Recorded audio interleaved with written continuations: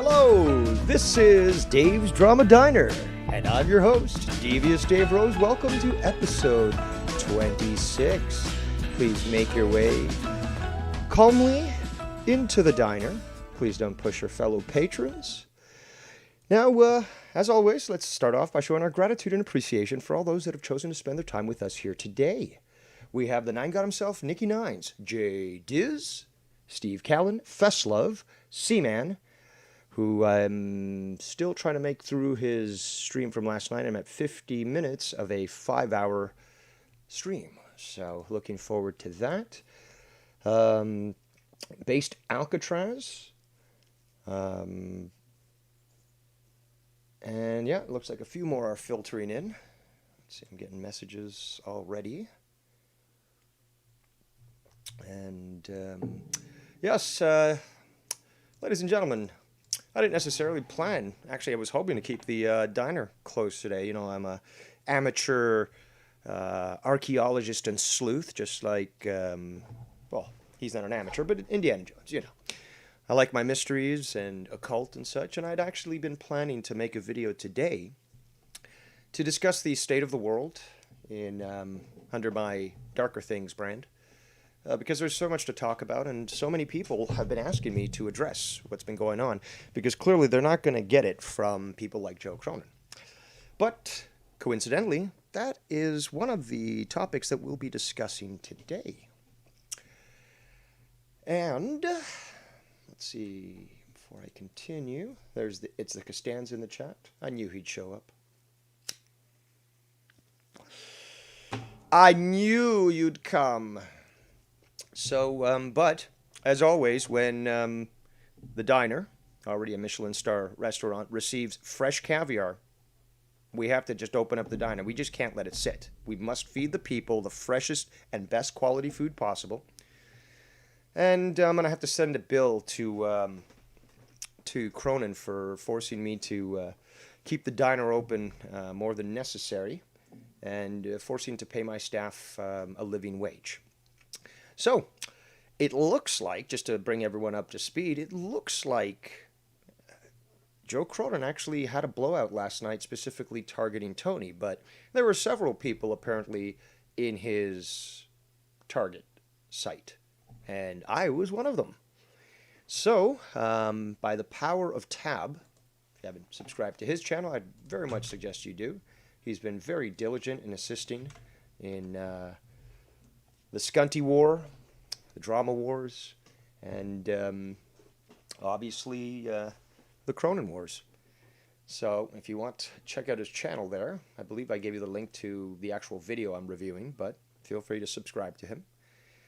There's a comment from Scott in the chat, as always. But let's hear exactly what went down, because it sounds to me that Tony has now been totally disavowed by JCS. And he has some choice words for both Tony and myself. So let's get on with it, boppers. Night 2. Oh, hold on. It might be a long night, too. It might be a long night, too. You know, I don't know why exactly it is that wrestling fans and people that like to shit on me constantly send me clips of bullshit and the most inaccurate shit I ever heard in my life. But you know what? Watching this piece of shit show and having to explain why it sucks so bad every week is trauma enough. Sounds like it was a really bad episode of Raw. But also having to listen to retards who used to watch my show who now say I'm a scumbag based... What do you mean, having to watch retards? I thought you said you don't watch anybody. That it's only clips that are brought to you.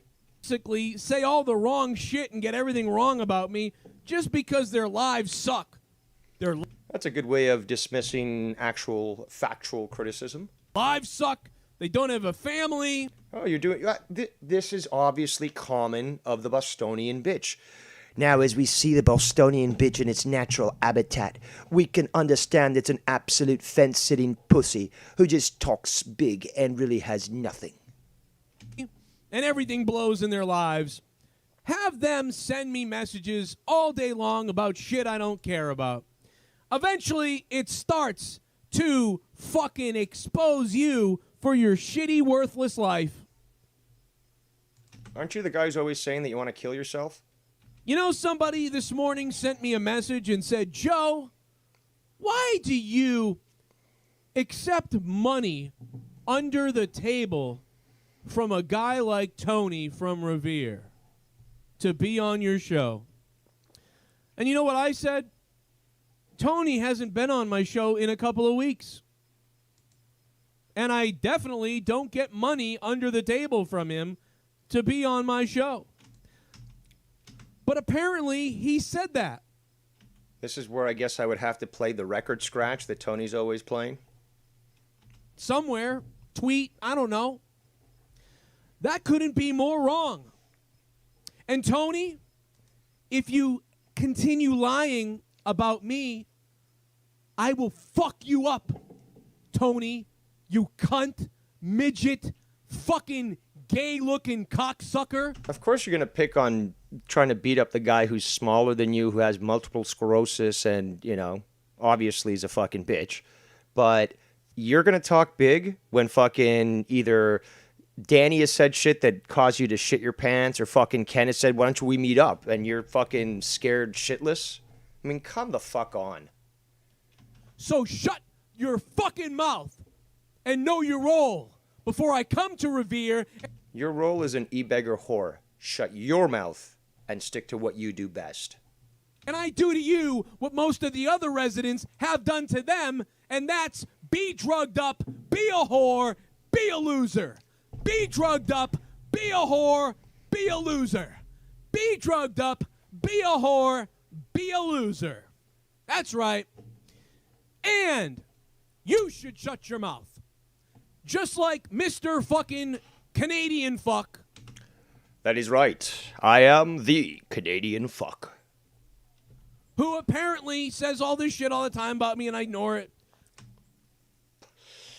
So you say that you ignore it, but that's obviously false. Also, let's rewind. Let's rewind back to 2016, 2017, when I sailed away for the 10th time, I think, or 11th time. I went away for a year, and there wasn't an episode that you'd have that you didn't take a little pot shot at me, or straight out just fucking start talking about me. That was for a year, motherfucker. For a year. And in fact, you want to talk about, and he's going to talk about this later. Oh, a guy making 7-hour streams, blah, blah, blah. How long again are fucking, are your fucking corrupt, or were your corrupted streams, or your monetized this streams? Like, you've had other streams where you were just ranting for hours. But it's always said about me. I think you should go worry about wiping your fucking old dad's ass and shut the fuck up. At least my dad's alive. And stop going in circles with everybody. Going in circles? You mean just basically anytime someone tries to fucking step up, I destroy them, and more people continue to wake up to the fucking lies and delusions of others? It's funny. Very, very funny that Joe would basically say, mind your own business.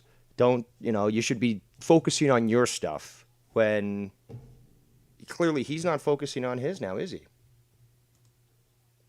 Plus, I have things to address. And plus, remember, slip the jab, Rock, slip the jab. You're constantly putting out those pot shots. Constantly. So it doesn't matter whether or not I do. Well, actually, the best proof of this is, you know that if I don't do shit and I sail away for a year, guarantee slip the jab is going to fucking do his shit. Come on, we have the fucking proof. Even fucking Ken has come out and admitted, yeah, man, we really did go after you, when you were gone and stuff. And, like, there really wasn't a show where we weren't fucking, where at least Joe wasn't fucking doing a little jab. If not for 15 minutes, 20 minutes straight, or maybe even more. Sometimes it's been like, sometimes it's like 40 minutes to an hour of being talked about. And again, where'd you see me whining? And I think all you losers in the chat who are always here and always harassing everybody should probably die. Die. Or have your sisters kill you because you have no fucking lives and you're worthless scumbag twat bags. That's all you are. You have no life. again, very arbitrary, just like Tony.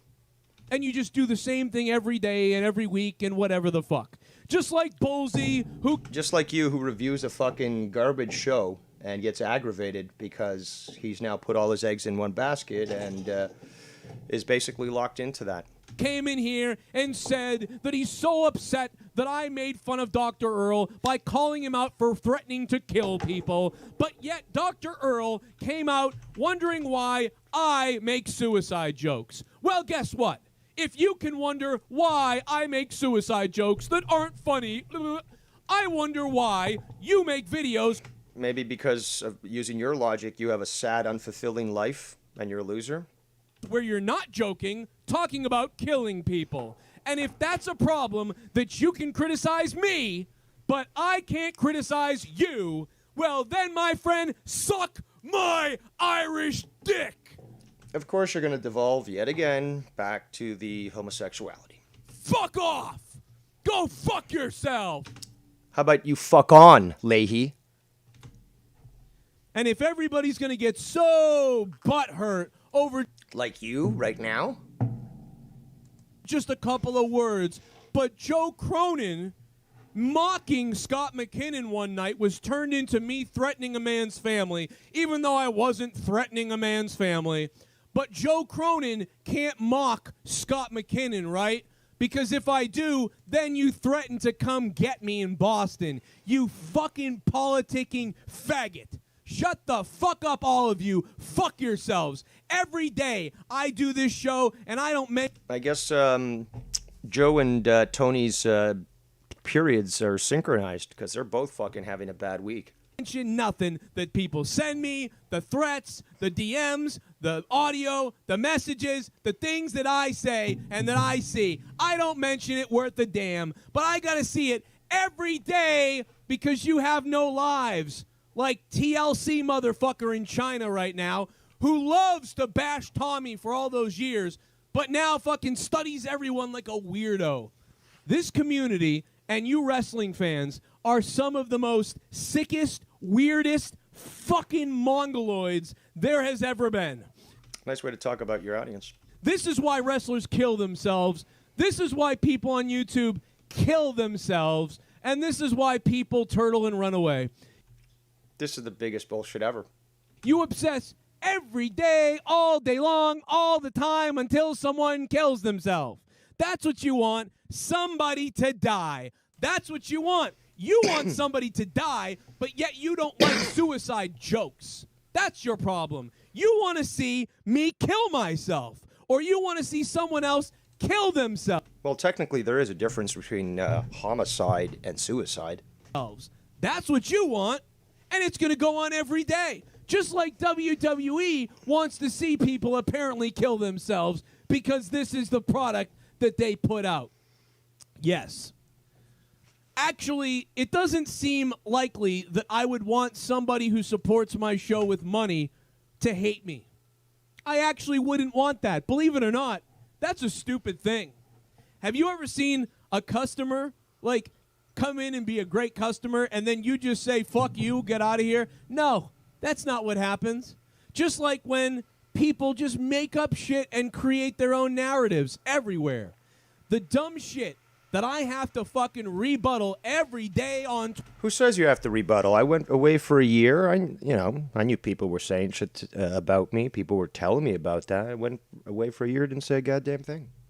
Twitter and everywhere else because other people flap their gums about shit that isn't real. There's a block button. Use it. I've had about enough of it. I've had about enough of it. Every day. Nobody's paying me under the table. So whoever came to me on Twitter and said that can fuck off and die. You can kill yourself and die because no one's paying me under the table. Well, yes, Joe. Usually when you kill yourself, the immediate repercussion is that you die from killing yourself. If you're going to pay me, you better do it live on the show so everybody sees it, okay? So don't come to me with that bullshit. Fuck off and fuck yourself, fuck your mother, fuck your family, and die, all right? I've experienced the worst shit. You don't see me doing 7 hours. AEW should fucking take a clip of this, play it as a commercial, and be like, And this is why you shouldn't watch WWE. A public safety announcement for your health. Streams every day on why everybody sucks and is a garbage piece of shit, because I'm a man who has a life, who does stuff. And then I come on here and I fucking do what I do, which is these reviews, my shows, my podcasts, and then I go play with my kids and I have dinner and I do stuff and I work other places and I do it. I don't sit around talking about other men every day. Actually, you do exactly that, you dumb, hypocritical, fucking short-sighted fuck. You talk about fake fighting. You fuck. At least the drama here is real. You talk about fake fighting with fucking basically actors. Okay? I'm not taking away from what they do, but the thing is, though, you talk about grown men every single fucking day. So shut the fuck up. Checkmate. All the time, everywhere. And because guess what? When you do that, you're a fucking loser, and you're going to go nowhere. If you spend 7 hours talking about someone, you spend 1 hour talking about someone every day. Well, you're not going anywhere fucking talking 2 hours on wrestling and stuff. And, well, if people actually know me, or willing to be honest, when I was doing some shows, last year and even years prior, at some points, I was actually working at the same time. I was answering emails. I was, filing files and documents and stuff, and participating in a stream. It's called multitasking and time management skills. Two things that you are clearly not capable of doing. You spend 2 hours talking about it. You spend 5 days fighting with someone. Then you make up with them. What can I say? I'm just fucking good at what I do. People like this stuff. People tune in. People demand it. And, yeah, I mean, I am busy, but that's why I fucking wake up early, get everything done, prior to noon, hopefully, and then I've got the rest of the day where I can, run this, and I'm still, I'm using the computer here. I'm submitting resumes. I'm fucking looking other things up. There's ways to, to handle more than one thing at once. Then you fight with them again. Then you make up with them. Then you tell all your friends they can't hang out with them. But then you hang. That's probably a cut to me, or a jab to me. He keeps trying to twist what happened when I broke up with Scunty.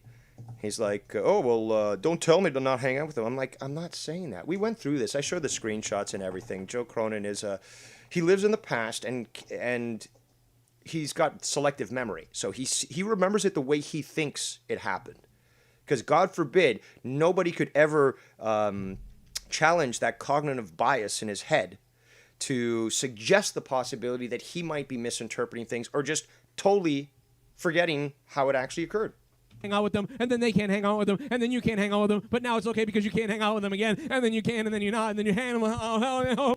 You lack a lot of discipline. You don't like to be told what to do you? I bet that applied it throughout your entire life, which makes sense because as an only child and adopted, you have double the points of entitlement bitchiness than a normal person would have. Oh, no, fucking do you. So no, not gonna do it. So yes, Joe. So yes.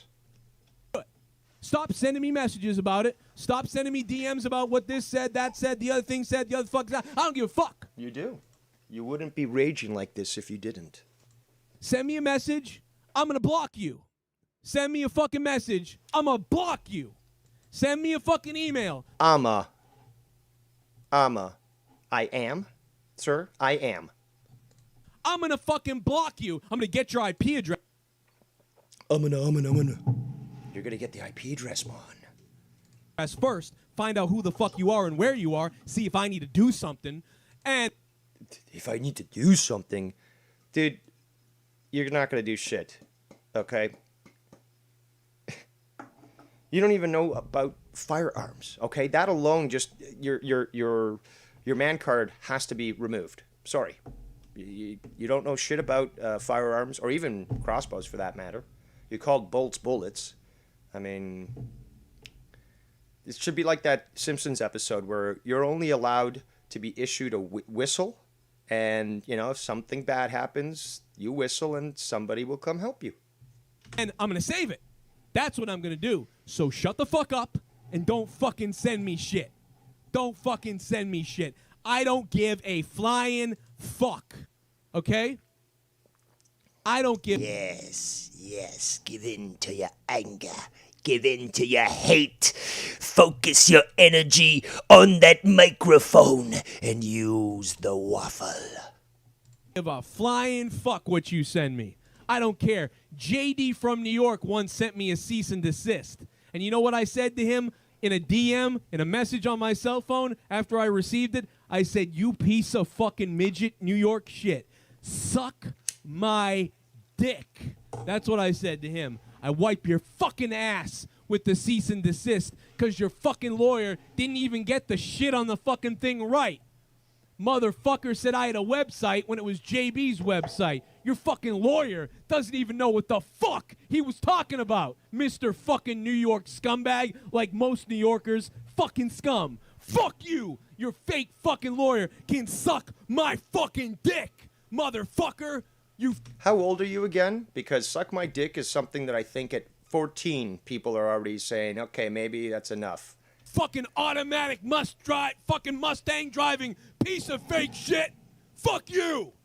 Stop fucking sending me fucking messages right the fuck now. You can go in the trash barrel with Sean Ross, Cyclops, Sap, and his fucking narcissistic scumbaggery fucking tweets threatening people who didn't get the news right. They didn't get the news right. Why don't you hire another bitch to be the fucking host on one of your shows since you're so fucking ugly you can't do it? Like most of the other wrestling channels. I'm going to hire some fucking bimbo to be on my show so guys will want to jerk off.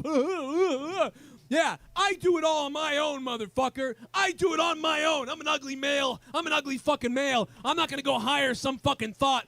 Yeah, well, to be quite honest, what's his name? Fucking the midget, JD. He's quite the ugly fuck too, and he's shorter than you. And I don't even know where I was going with this. Hold on. Off. Yeah, I do it all on my own. Oh, yeah, he's an ugly, troll midget, and he's surpassed you massively with numbers. So, and he's annoying, and he's not a good person. And he's a piece of shit. And yet, he's got more numbers than you, and it's just him and his ugly ass. Motherfucker, I do it on my own. I'm an ugly male. I'm an ugly fucking male. I'm not gonna go hire some fucking thought to be on my channel to do little reviews and shit so people can stare at the tits. Nah, I'm real as fuck. I ain't you. Yes. Use your anger. Focus. I got something for a lot of motherfuckers, man. You want to fucking play the game? You want to fucking annoy me every day with messages, hundreds of them every second, every day, all day long? You fucking keep it up. You keep it up, motherfucker. You come to fucking Boston. You fucking come out here, motherfucker. I'm ready to die.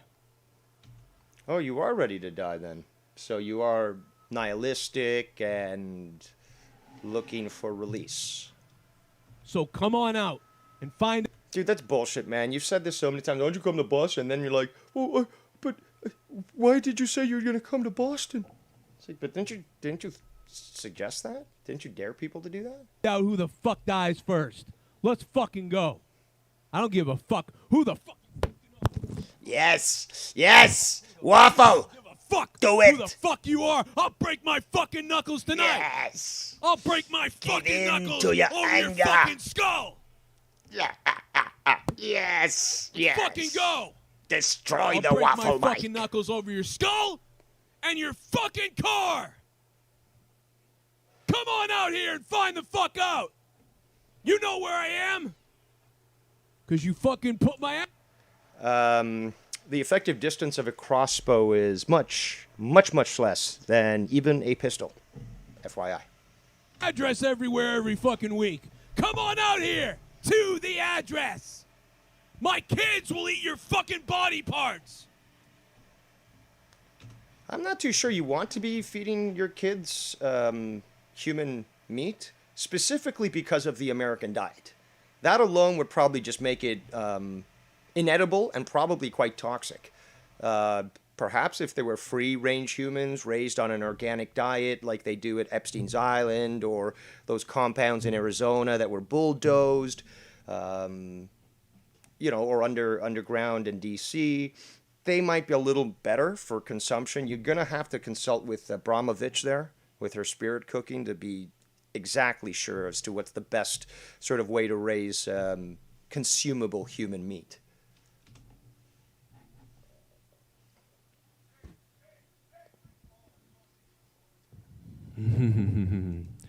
Hey, Goldberg, can you stop fantasizing about your son watching you masturbate, Goldberg? Could you do that for 1 second, please? You sick, weird fuck. Goldberg, you weirdo fuck. This is my son, and he's here to watch me. I'm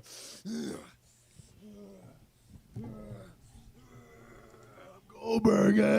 I'm Goldberg. Go ahead and threaten me, motherfucker. I've been threatened before. I've been threatened since day one. I've been threatening Skype messages. I've had my kids threatening Skype messages. I've had my family, me, everyone threatening Skype messages. But you don't see me doing fucking 6 hours and being a scumbag motherfucker like most of you. I never do that shit. That would be incorrect. Also, it's been proven that you do that shit, especially behind a paywall. That's also very convenient. And slip the jabs, Rock. Slip the jabs all the time. Little jabs. Little jabs. Plus, if you take a look at Joe's recent fucking Twitter run, you can definitely tell that he's doing those passive-aggressive messages to people that he feel slighted him. And it's obviously quite evident who he's directing those things to. I'm holding back on one big thing I'd really like to mention right now. One really big thing that I'd like to mention right now. And boy, would I make this fucking slobby motherfucker look real bad. Ooh, I'd love to do it, but I'm not going to do it. But the bottom line is, Monday Night Raw is so fucking sad. Not only did DoorDash fuck up tonight, 1 hour. Took you 1 hour and 20 minutes to tell me my food was canceled. But then, when I get done with that experience, there is no rating. There is no how did we do. There goes that time management and planning yet again. Should have planned ahead. You need to have something that you can make, maybe instant rice or, whatever, the fucking garbage shit. But something that you can make up quick. A couple of hot dogs, fucking boil them up, boom, you're good to go. Come on, man. But you ask me how you did every time you deliver the food, and I always give you 5 stars. But tonight when I don't get the food, after an hour you finally tell me it's not coming, and then you go, oh, maybe we'll give you, maybe just bye. Talk about first world entitled problems. You waited an hour and 20 minutes, bye. Where's the review? I'd love to give a review, because my review is that you suck dick. That's my review, so I'd like to give you that review. So go ahead, door ass, and let me give you that review, motherfucker. Where you at, Biden, you hiding motherfucker? I got something. This sounds just like fucking Scunty. And Dave, I'm never gonna allow you to get away with this, and I'm gonna find you.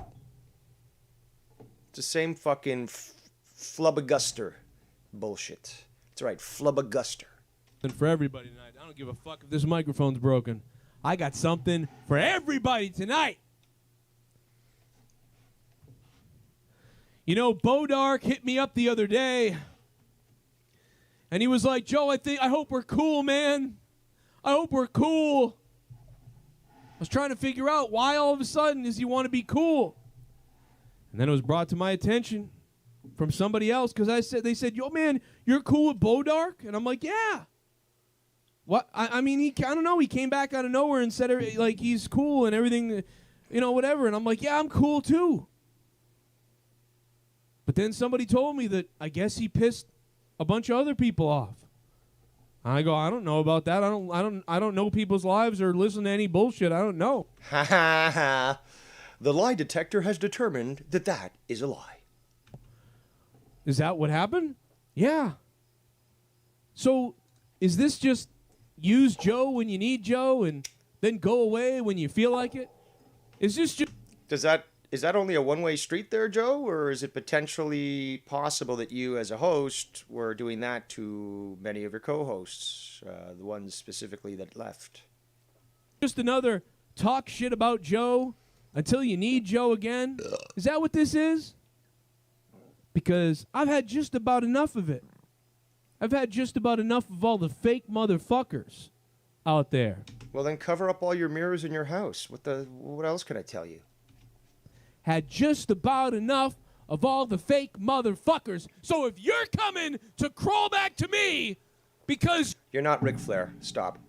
you need support because you pissed off somebody else, it ain't gonna work no more with Joe. That ain't gonna work no more with Joe, considering all of you continue to feed the bullshit with each other. Let me tell you something, Joe Flair. You know what works? That the Macho Dave can go all day and straight to the top, yeah. So I'm gonna tell you, and I'm gonna tell you just one time, Joe. You better watch how you walk. Dig it! Over and over and over and over and over again, blah, blah, blah, blah, blah. You're never gonna grow. You're never gonna go anywhere. You're never gonna go anywhere unless you create something on YouTube yourself. You gotta stop talking shit about Joe. You gotta stop flip-flopping on all your friends every 2 seconds. 1 week, the other week, the next day, the other day. Blah, blah, blah, blah. You gotta stop What do you mean you gotta stop? Who are you talking to? Be less ambiguous. copying me with everything and then saying I'm copying you.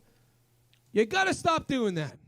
You gotta stop creating a Patreon when you got 5 fucking subs. You gotta stop trying to do what I do, because to do what I do, you have to have talent. You have to have commitment. You have to be honest. You have to want to do it because you want to do it. But unfortunately, most people out there don't want to do it really for any other reason than to bully people, to have power over people. To bully people. Now, obviously, he watches me because I did remind everyone that what I did as the drama emperor, forcing unconditional surrender, was for my satisfaction. And it was to show them what power was, just like I did to Lockjaw on YR's channel. Said, YR, get rid of Lockjaw's wrench. Poof. I fucking called into Bullfrog show, did the same thing to these fake accounts in the chat that also had wrenches. And again, I like to remind these people who somehow think that they can step in the ring with me and then start to complain that I kick their ass. I like to remind them of these sorts of things. And yeah, let's one bit here. Then to bully people. Oh, this bullying stuff. So basically, me single-handedly took down 6 people. Drama Club 2021. That's bullying, apparently. Me addressing, maybe Tony, what Tony says. That's bullying. Me just mentioning that Joe doesn't want to debate on race. That's bullying. So basically to Joe, any criticism is basically bullying. Just like Tony thinks that any bullying is wolf packing. To have power over people, to make money, and that's I'm sure as fuck not making money. really about it. And when you're in it for those reasons, your channel will never grow. I said this the other day. Obviously this guy listens. Obviously. I don't even have to say anything more. You'll really never go anywhere but the same circle of scumbaggery over and over and over again. You'll never go anywhere. Most people will see you for what you are. And if you spend your entire day messaging Joe about a clip of this, a clip of that, a clip of this, a clip of that, this thing, that thing, the other thing, and the other fuckery, or creating a fucking goddamn Twitter account for the 70th time to say the same thing to me that you say every hour, every time you create another Twitter account, you're probably going to be a fucking loser scumbag for the rest of your life. Your family hates you if you have one. Your wife certainly has some kind of problem with you, most likely. But I'm sure that your relationship is perfectly fine and swell. even have a wife, which you probably don't, you're going to find yourself homeless, butt pumping in San Francisco while a big fat man eating a goddamn McFlurry stares at you just as the man raping your asshole comes. He just described probably his own fantasy.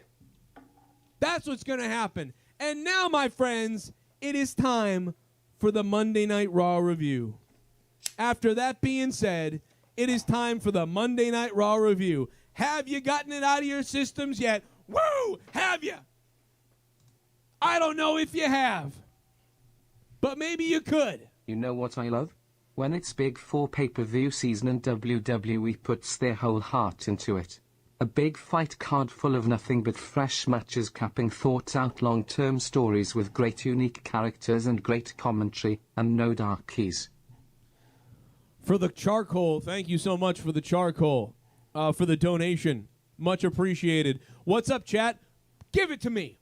What did you think of Raw tonight? Give it to me, baby. Give it to me. He can't get the COVID vaccine because his... We kicked our drummer out because he can't get the COVID vaccine because his doctor said it could kill him. Uno, dos, tres. We are fucking communists. Offspring, I hope you fucking die in a van crash. Scumbags. Butter Spark has subscribed to the channel. We're going to play the field. Keep it real. At least we all fucking know how to steal. There's only a couple of minutes, well, less than 2 minutes for this to complete. I'm only playing it because Tab included it. Yeah! We're not done yet. What you think about Robin coming out a bisexual guess Batman took his ass in the Batcave? I broke this microphone. I'm a little trying to figure out how I can fix it. Listen, AJ Adams, I hate superheroes. I'm at the point where I hate superheroes. He's 37 years old, and he still can't control his fucking anger physically. Yo, if you want to yell, that's cool. You know, I know it's not your indoor voice, but if you get angry, it's like when you fucking hit your toe, like, motherfucker! You know, windows bust out, shatter. That's acceptable. But you're not literally just burning your house down because you stubbed your toe. And same thing applies with this sort of matter. I fucking hate superheroes. I hate Batman. I hate Robin. I hate Assman, Iceman, Suicide Squad, James Gunn and his weird pedo parties where they dress up like kids and fuck. That's weird. No, I'm done with superhero movies, man. I hate them. I hate Hollywood. I hope China takes Hollywood. I hope China takes California and nobody notices and they just take it all away and we can have new Hollywood in New Hampshire and it'll be a lovely time and we'll make movies that people give a shit about again. It will be such a great time. I hope that happens. Fuck Robin. Fuck Batman. Version of monetize that. I'm gonna Holy shit! monetize that. You can monetize. I'm $50. Buy me a mask. Power cut. Thank God that's done and over with. Okay, well, some very interesting things that have been reviewed so far. And yes, a lot of people are mentioning things in the chat like they don't watch Joe, but just not really their thing. And yes, Van Edwards, he does make a lot of gay jokes. So, more chats here.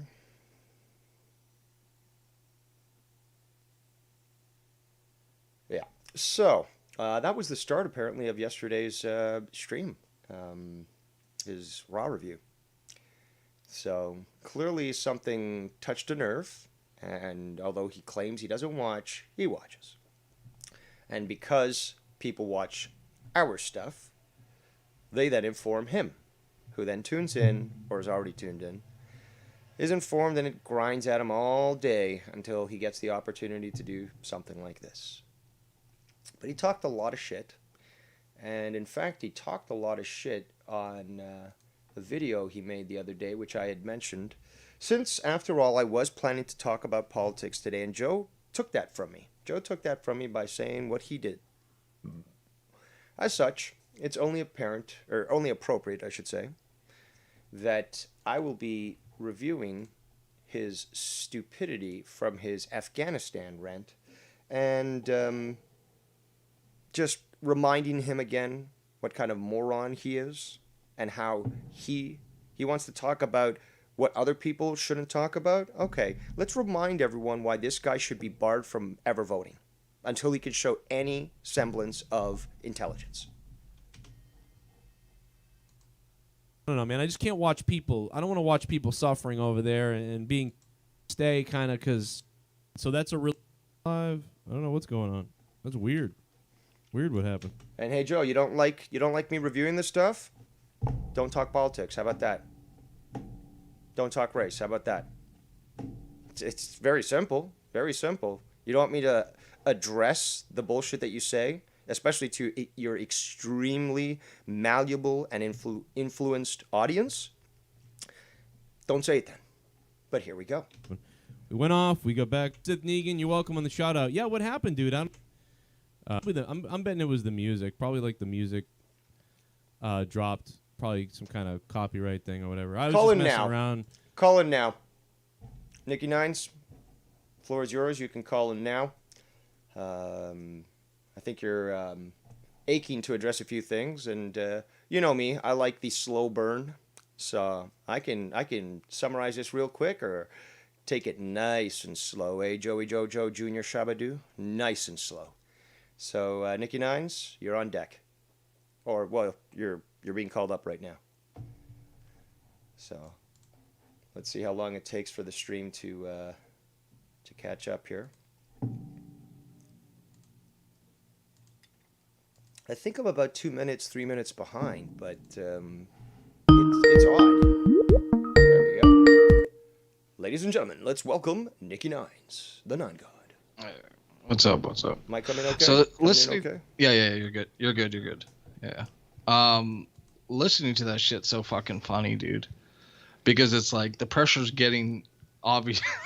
The pressure's getting to the dude, and I get it in the sense of like people like sucking his dick one day then shitting him on the next. I'm not a big fan of that.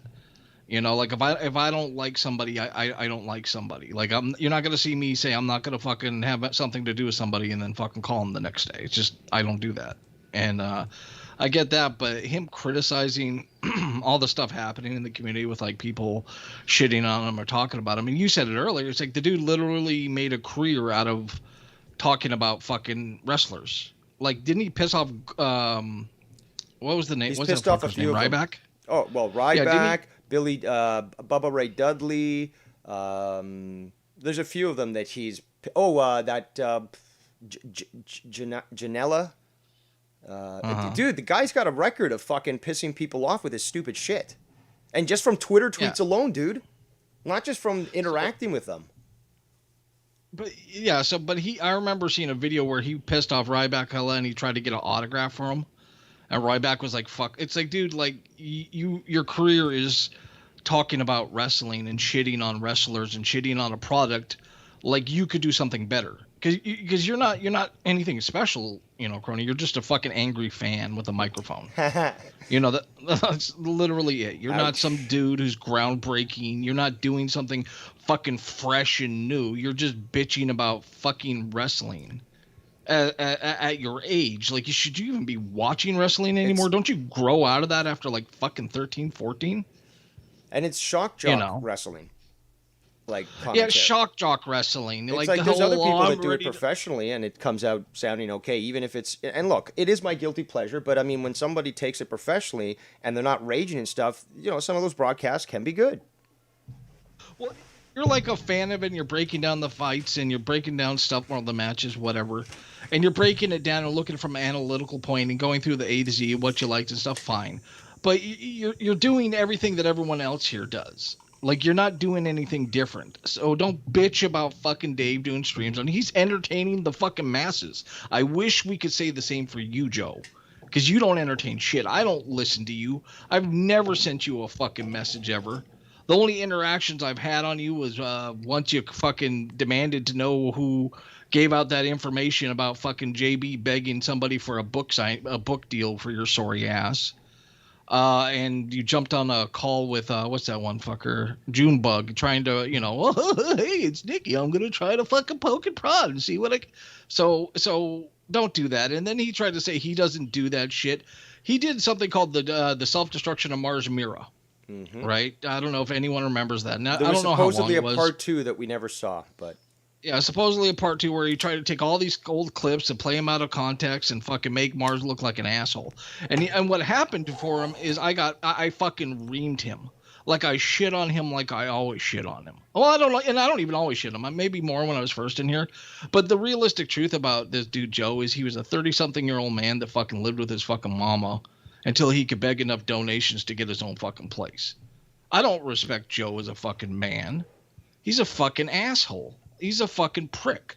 He has no fucking... Dude, his co-hosts are dog shit. He's stuck with people that fucking hate him. Except maybe DeMarco. Like, he's stuck with people that fucking can't stand him. And then was it you? Was it you that said... somebody said that maybe... was it Tony's girl just thinks that they can't do any better? And that's why they stay with him?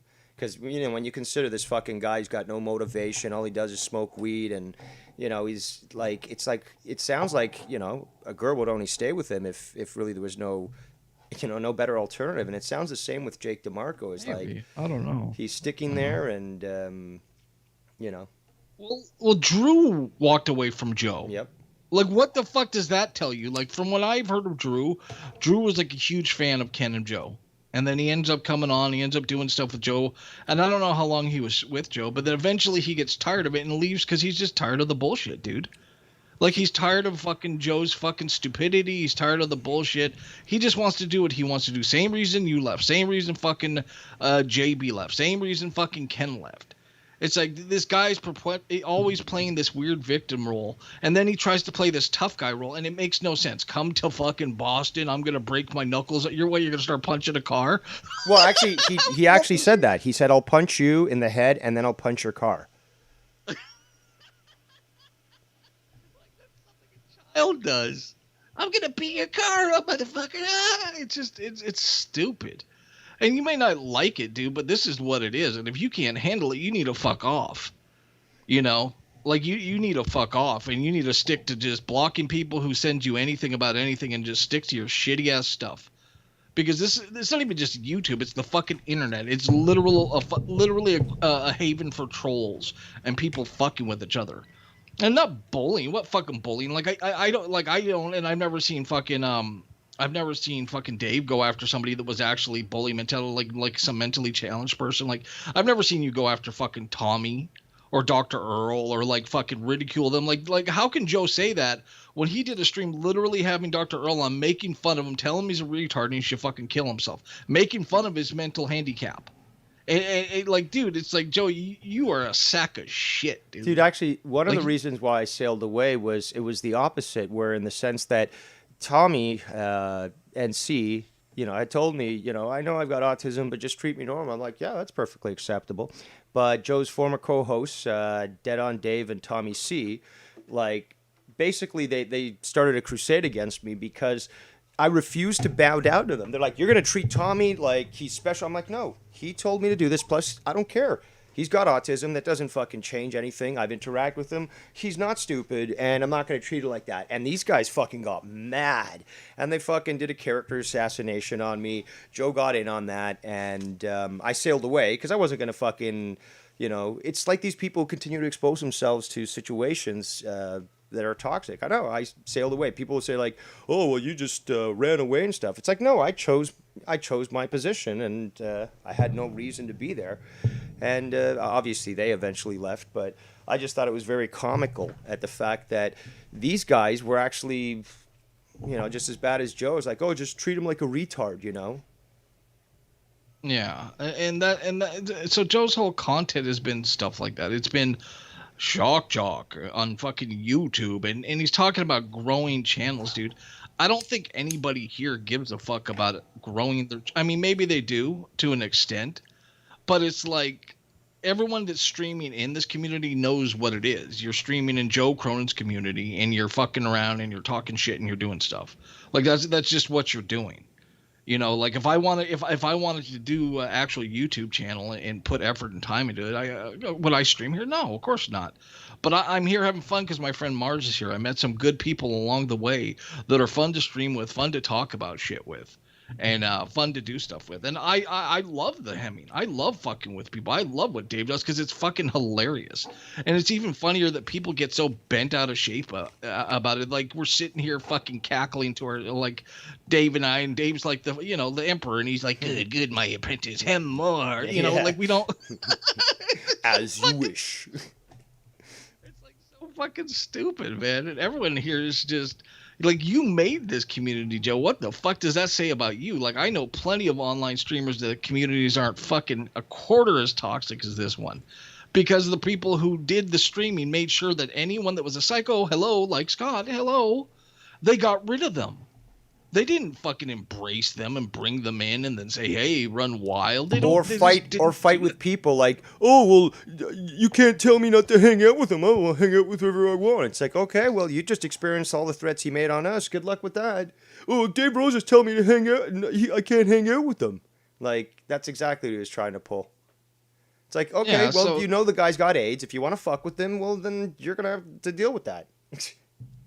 Yeah, and let's be honest. What did the dude do to the community? He ran through it rampantly. Like all the shit that I talk or Dave talks. When have we ever once said, "Oh, we're gonna destroy your family.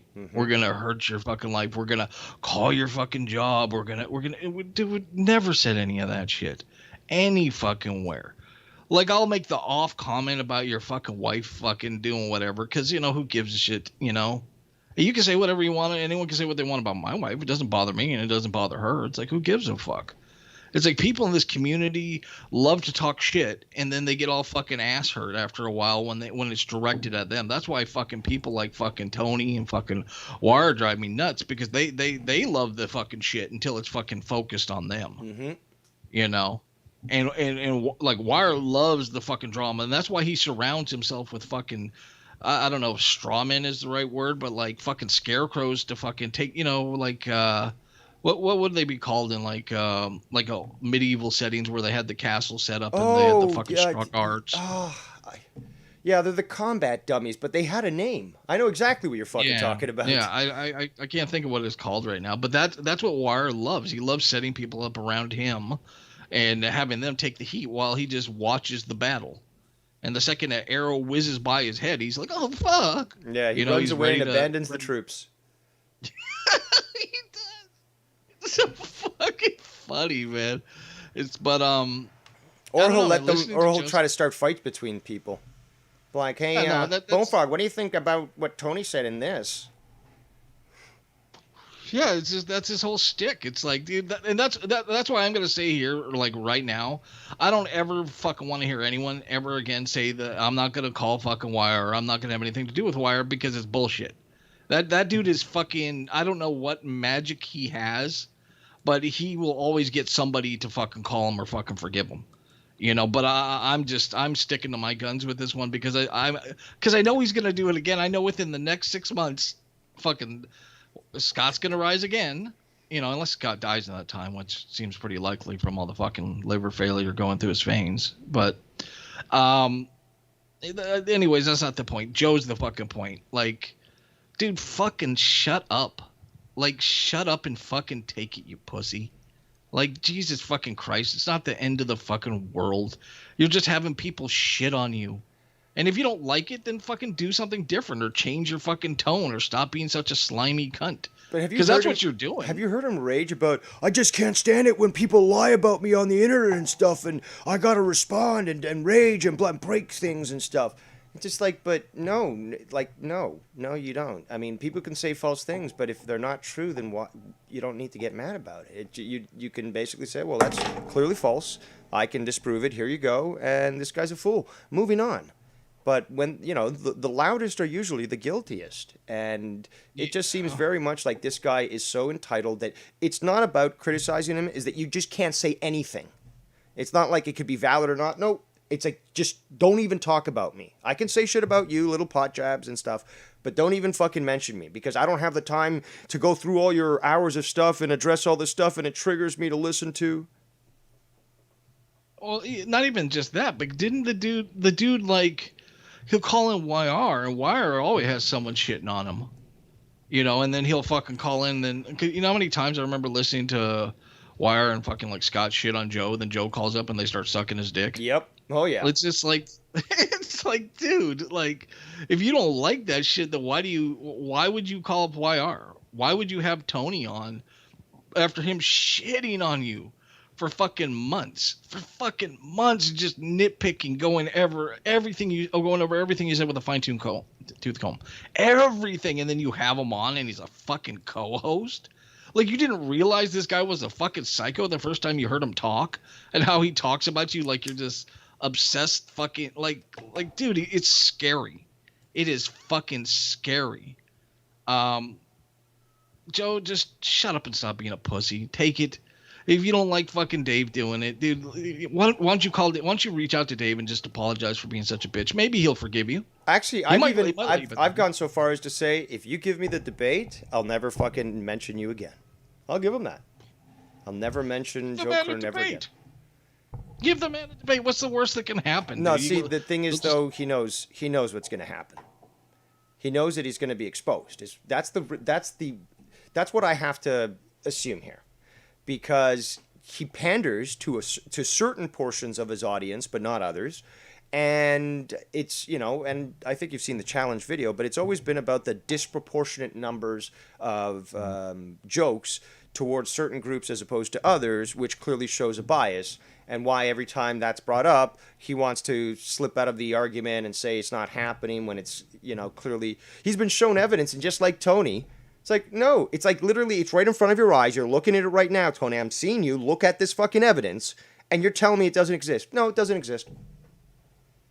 Yeah, that's Mr. Can't take accountability. But even then, all right, so just if he's tired of it, own it. Just be like, yeah, I do that for XYZ reason to placate or pander to a certain people. Like if he doesn't really believe it, because I remember hearing you on with him, I don't know, a few days ago, I think, and he was like, dude, no, I've been covering stuff about black people in Chicago lately. Like he's like totally trying to ignore your argument and deflect it. No, I don't do this. Just I do it. Okay, it's not a big deal. It's not a big deal, dude. Like if you're tired of this shit, I mean, he could have avoided like 90% of this shit if he just got rid of never had anything to do with twat. 2, he reached out to people.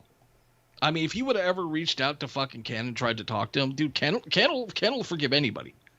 Ken will realistically, there's not a person Ken will not fucking forgive. I'm waiting for fucking Danny MT to be back over there and fucking host it. So just realistically, dude, just do what you gotta fucking do if you're tired of it. Otherwise you're gonna have to deal with shit like fucking Dave. And you know what a pain in the ass that would be to deal with? To deal with fucking, like, if Jesus Christ, dude. Because you're in a war of attrition. That would fucking suck, dude. It would suck to fucking for you and I to go against each other. You know why? Because we'd be arguing for fucking ever. We'd be sitting here for fucking years arguing and talking shit about it. I have no desire to do that whatsoever. Like, no desire to do that whatsoever. So why doesn't he just try to, make amends with you? Jesus Christ, it's not hard. You're reasonable. You're reasonable enough where you wouldn't fucking... I think you'd make amends with Joe, at least where you'd be like, okay, cool, you gave me the debate, I'm done talking about it. Exactly, I'd stick to my word. But here's the thing, though. It would force several things. 1, for him to actually admit he was wrong. He hates that. 2, to admit that he's a hypocrite.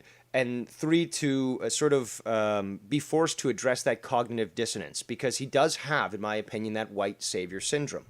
So, but there's also that white guilt. It's just like, but you can see that there's the pandering there, and it's not necessarily like, say, fucking all these companies during Pride Month who change their fucking pictures. Everything's rainbows. It's all, we support gays, and as soon as that fucking month's over, never heard until the next year. So it's just like, it's so opportunistic to me and to so many other people that there's something there that needs to be addressed. And I think that if he came clean, or at least if he debated me, those things would become overwhelmingly evident. And he's probably concerned on how it would affect his audience being exposed to the true Joe Cronin and his thoughts on race. Well, even that, dude, there's nothing wrong with admitting that you're wrong. Like, and I know a lot of people struggle with it. I'm sure I do at times too, but I'm wrong about a lot of shit. So, dude, just there's nothing wrong with that. If you really have white guilt, I mean, that would be fucking strange. Because that's a strange thing to me. I don't understand the white guilt thing. But I am one of those people that I acknowledge that people of color do have a little bit more difficulty in certain things, in certain situations, but not enough to be like, well, that's my fault, because it's not my fucking fault. You know, and I could be wrong about that, dude. It's not a big fucking deal. I don't know why he has to put on this persona. And he said something on there that made me fucking giggle of, if you want to make it and do it like this, you have to be on here like I am and be honest. It's like, what? Yes, Like, yes, that was funny. What? If you want to make it, you got to be honest, consistent and honest. But he's neither. Well, that's the thing. You don't have to. You know, you don't have to be fucking honest. You want to make it to the top, you do what Joe did. Everyone told me how Joe made it. He used fucking view bots to get up on Facebook when Facebook Live was going. And he promoted his channel to the top, and that's where he built his player base. And then he fucking transferred it over to fucking YouTube. Joe didn't do anything special. So I don't know why he acts like he's some fucking messiah of fucking stuff. And I'm not taking away from, like, he has talent to some extent. He has some kind of charisma. He's able to handle the mic well, unless he wants to waffle the motherfucker, then it's screwed. You know? I wonder if his other mics, like, sit there cowering. Oh shit, he's coming for me. I'm Yeah, next. exactly. Who's next, boys? Oh fuck Larry, no. You know, he No, could I make mean- money to replenish those by having a Deadpool on all the different mics he has. And then, you know, you bet on it, and whichever one fucking dies and you got the bet on them, then, you know, you win some money. Dude, yeah, that'd be good. He should name his fucking mics. Like, which one, so people could be like, no, not fucking so and so, not he-" you know, Yeah. like, just it'd be great, man. Like, it'd be fucking funny. And I'm not taking away from he has that kind of ability, but dude, there's a bunch of people that have the same fucking talent or ability that just got a bit of a break or got fucking lucky, and that's obvious from the fact that how many other people that cover wrestling are there that have done shit with Joe or doing shit with Joe that have surpassed him? I I know JD from New York has. Yeah, JD from New York. I think that's really the only one. I mean, I know there's a few other ones that, you know. But Tommy C. No, Was Tommy C one? No, he floundered it. Like, as in, he failed so much worse than Joe ever could fail. Oh, and it's did he? hilarious and Okay. it's sweet justice. But the fact is, he hooked up with Keemstar, and for a while, he was building his audience and stuff and getting really big. And then Keemstar got rid of him, and I think Tommy C has less subscribers than Joe Cronin. Oh, okay. Yeah, I have no idea, but I've heard of a few people that have gone on to be better. And if we're gonna be realistic about it, the ship is sinking. You know, I mean, Joe, the ship is sinking. And That's you know why he this. was You so see mad. the fucking numbers. That's why he's so mad. And he's just like, you people need to stick to your own thing and blah, blah, blah. And Yeah, no, yeah, but I'm not going to. But I don't really cover Joe so much. Like once in a blue moon and maybe a little bit more before. Because that would require me to listen to Joe, and listening to Joe is fucking painful for me. Yep. And listening to his shitty fucking co-host, it's like, oh god, this is awful. Because I tried it once, right? Because I remember I was like, fucking, you know, Scott's boring to shit on. Because you know, Scott's, you know, he's a fucking rerun, dude. He's stuck on a feedback loop. So I tried to shit on Joe and listen to his shit, and I'm like, all right, this is fucking terrible. Like it's just too hard. It's just too hard to review. I can't do it. It's not my thing. And he doesn't give you enough. And I would never ask anyone to sit there and clip him for me because that'd be like cruel and unusual punishment. yeah, But dude, when Dave does it, it's glorious. When you do it, it's fucking glorious because it's fucking funny. Because I know it's getting under his skin. Like I always laugh when Tawadi says, "Oh, has he paused the tape 5 times to fucking?" Yeah, I'm just like. It's fucking great. why? Dude. Should I do it more often because it bothers you? It's I don't know. I love it. I don't know, man. I love the reviews because like your stuff is it's something to listen to while you're doing something. Yep. You know, it helps pass the fucking time when It you're does. working or you're doing something and you just want to fucking chill out and listen to fucking, because Dave has for the most part, a very relaxed voice, you know, very relaxed, very laid back. Then I don't know, no, Scunty!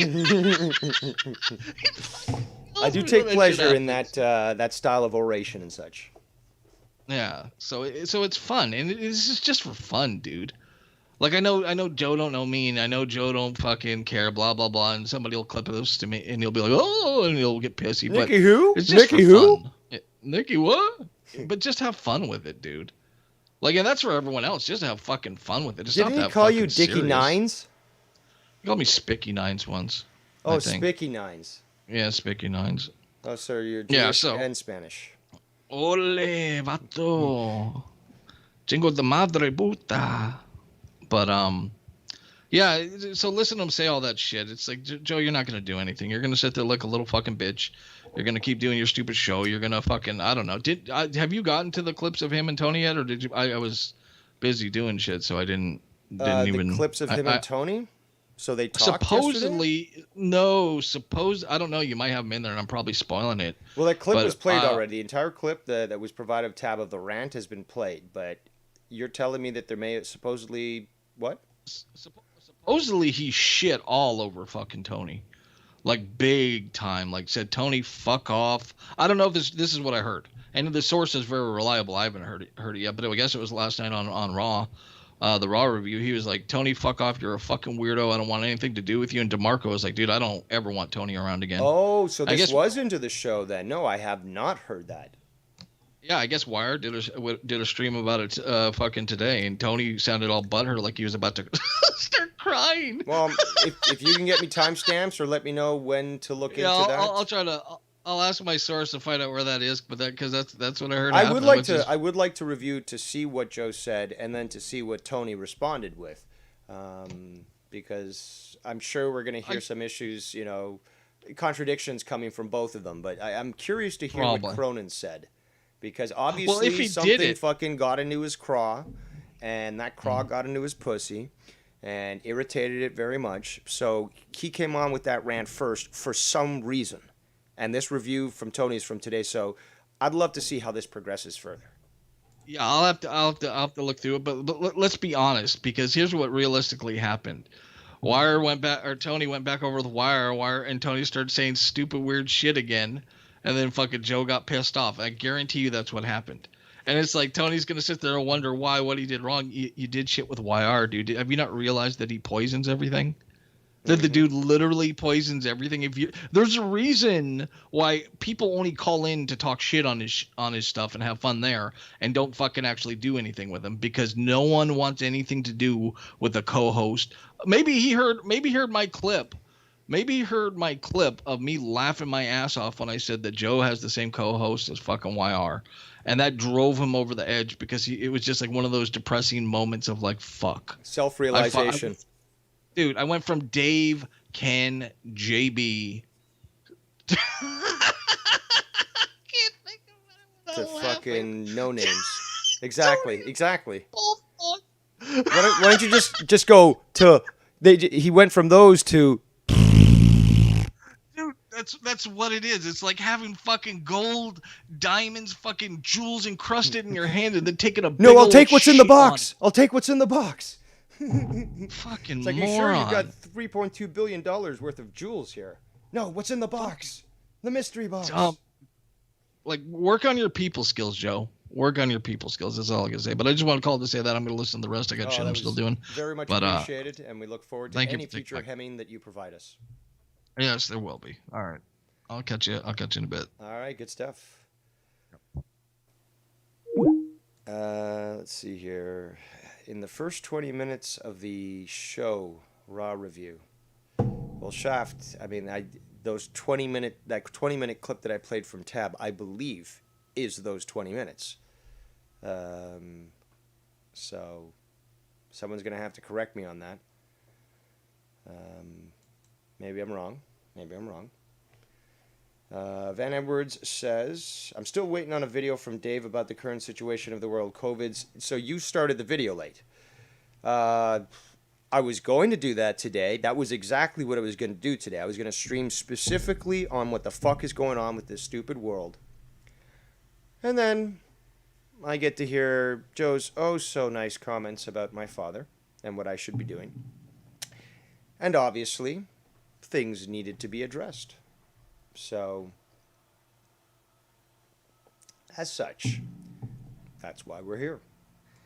So let me just quickly see if I can find this Raw review. I'll quickly check the beginning to see if it's that, but there's a few things I'm going to address. So many subscriptions.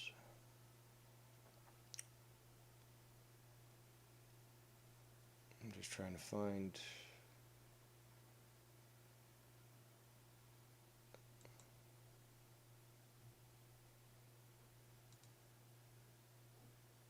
This was fucking great. I really enjoyed watching fucking retarded Raw tonight. This has been great. What a fucking show. What a build up to SummerSlam it's been. It's fucking awesome. You know what else? Fuck off. Let's see if we can find this.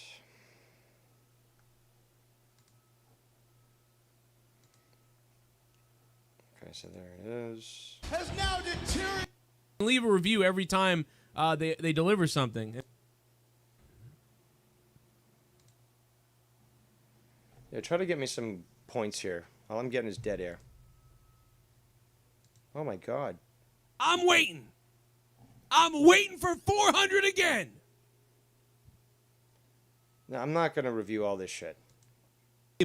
So whoever came to me on Twitter and said that can fuck off and die. Yeah, because most of this shit's fucking included. Inside Toad's place. It was great. Whoa, that's really... You want this reviewed with Tony and shit, you get me a fucking timestamp. I'm going to address some stuff about what Joe said recently in an Afghanistan video. So I'm also trying to read two screens at once like a chameleon.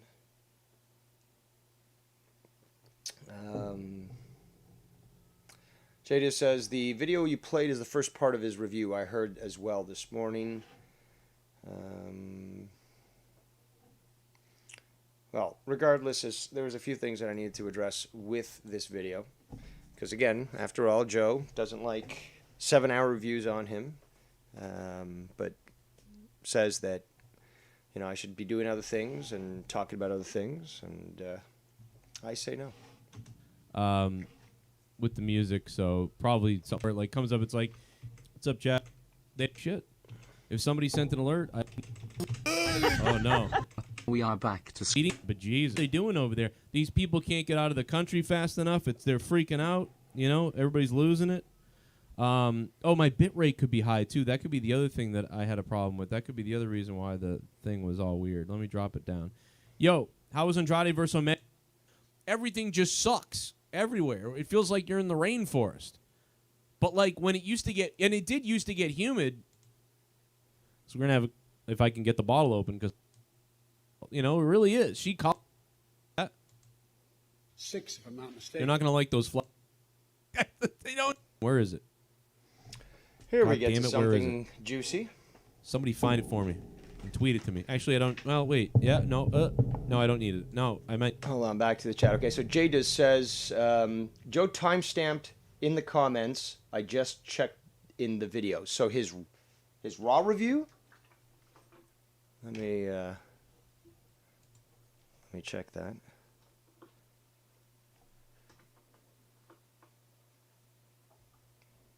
Sort by newest. Oh, I'd say the real Revier starts around 47 minutes. Let me just check the chat.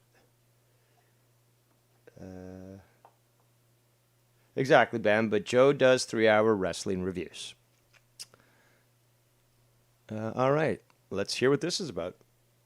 Good, but it wasn't I good, didn't but hate the third segment, but we'll get into that in a minute. Then we had friggin' Nikki Ash come out versus Rhea Ripley. Nikki Ass. Well, she turned into Nikki Ash because she got beat twice tonight. The Raw Women's Champion lost twice tonight. So, and I understand that they have to go. They don't have a very large women's roster, but to have them come out and then feature again, all they did was add Nia Jax into the mix. Why not have different people entirely in those positions? That's what was. Hold on. Are you using a phone by any chance to get that time, J-Diz? Because anyone who's using a phone is not providing proper, accurate time. So, because this is all streamed through a computer, as it should be. So, please let me know, because then it would require me to try to skip around to see if it's ahead or behind. That's the point of that. That is exactly going on there. Understand why they had Rhea Ripley good match, I listen to, and how funny is it? People specific. I've actually talked to about 6 different people that did Charlotte much, and that's not an exaggeration. Later on, like, dude, and just do it already. They still acted like it was was beat multiple times in the past few weeks. They cannot say there was. I don't know what it is that.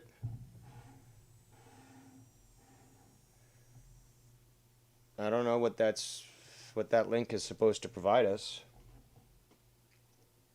Maybe he means the real review starts around 47 minutes. Maybe you're misreading that as revere. I don't know, if one of you wants to give me where they interact or when he talks more about it, fine, I'll play it, but we're doing this. I need it. Where is it? I'm going to make yet another case, Joey Jojo Jr. Shabadoo, as to why you should be denied.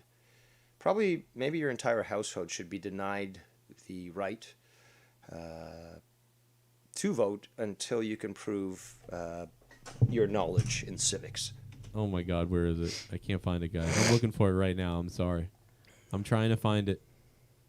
Oh, here it is. Here we go. Let's listen to this. And listen, I love you guys. I love you all out there. If you voted for Trump, you voted for Biden, whoever you voted for, I don't care. You're welcome here. We love you. It's all good. I didn't even vote, guys. I didn't vote. Okay, hold on. That's already getting me off, but like I'm getting fucking killed with messages now.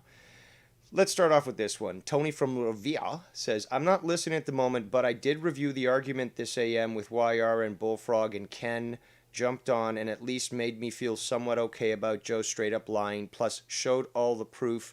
I'd be curious to see what you think. Let me see this here. 28 minutes, I'm being told, with that video, so hold on. Let me prep that. And then go take a look at these other messages. I need a producer. Hold on. Okay, perfect. So let's just verify 28. Okay, good. Doobie-doobie-doo. Sorry, chat. Bear with me here.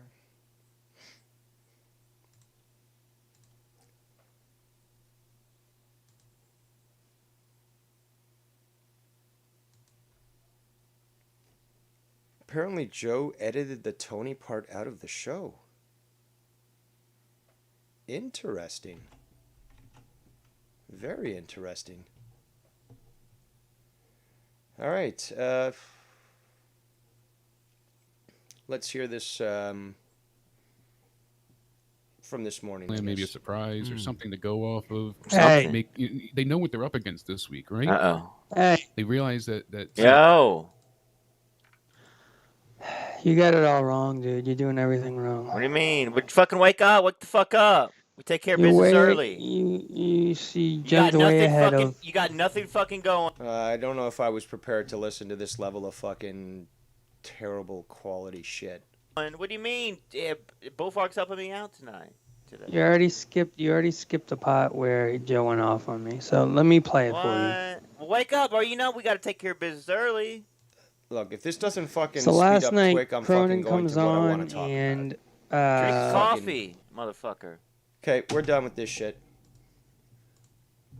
Fucking said I'm not doing it. I can't, guys. I love Let's you talk all about shit that's fucking important. out there. If you voted for Trump, you voted for Biden. Whoever. Not fucking Tony's feelings, and they can't even fucking put together a goddamn fucking sentence quick enough. Oh, come on, that show's trash. Fucking trash. You bring the numbers, eh, Tony? Or is it the refuge? Where is it? Oh my God, where is it? I can't find it, guys. I'm looking for it right now. I'm sorry. I'm trying to find it. Oh, here it is. Here we go. Let's listen to this. And listen, I love you guys. I love you all out there. If you voted for Trump, you voted for Biden, whoever you voted for, I don't care. You're welcome here. You're a moron. Let's start off our argument with that. Here, we love you. It's all good. I didn't even vote, guys. I didn't vote. I fucking said I'm not doing it. I can't. Which is why you should keep your goddamn mouth shut. Can't even do it. I'm staying home. So don't look at me. But I'm not the best example, but. Then you shouldn't even talk about it. Have I done plumbing work before? Yes. To fix basic things around the house. Am I ever going to come out and talk about plumbing like I'm a fucking expert? Hell fucking no. But anytime there's an opportunity for me to learn from one, I'll fucking take whatever, verbal berating they give me and learn. Because I'm not a pussy-ass bitch. Of Afghanistan now inevitable? No, it is not. Because you have the Afghan troops have 300,000. Let's just listen to the question. Is a Taliban takeover? The guy says Taliban. Taliban. Yeah, how many languages do you speak? Do you perhaps not know that maybe that could be the correct pronunciation? Taliban sing for his supper every night. There's a Jimmy Buffett song called Jollyman. Taliban sing for his supper every night. Only losers know what I'm talking about. Taliban takeover of Afghanistan now inevitable? No, it is not. Because you have the Afghan troops have 300,000 well equipped as any army in the world. As well equipped as any army in the world. As well equipped as any army in the world. Yes, repeating it doesn't change the veracity of the statement. As well, the U.S. spent $82 billion just arming the Afghan army. They had massive amounts of hardware and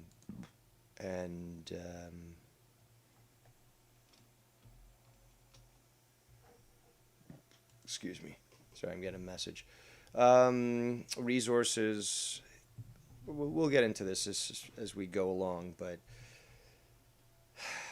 equipped as any army get in to the fucking point, world. Joe. When I say 19 times, it's because I'm focusing on the fact that somebody is fucking retarded. But why don't you just get straight to the point here? Address the point that he made. This is almost a Trump-like statement.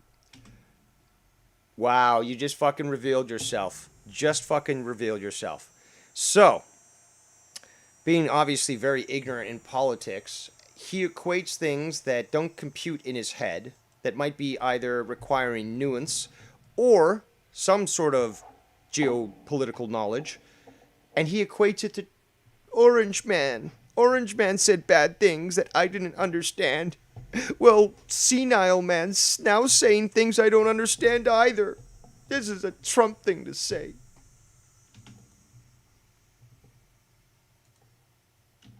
But without the weird accent, right? Says the guy from Boston who can't even say roof properly.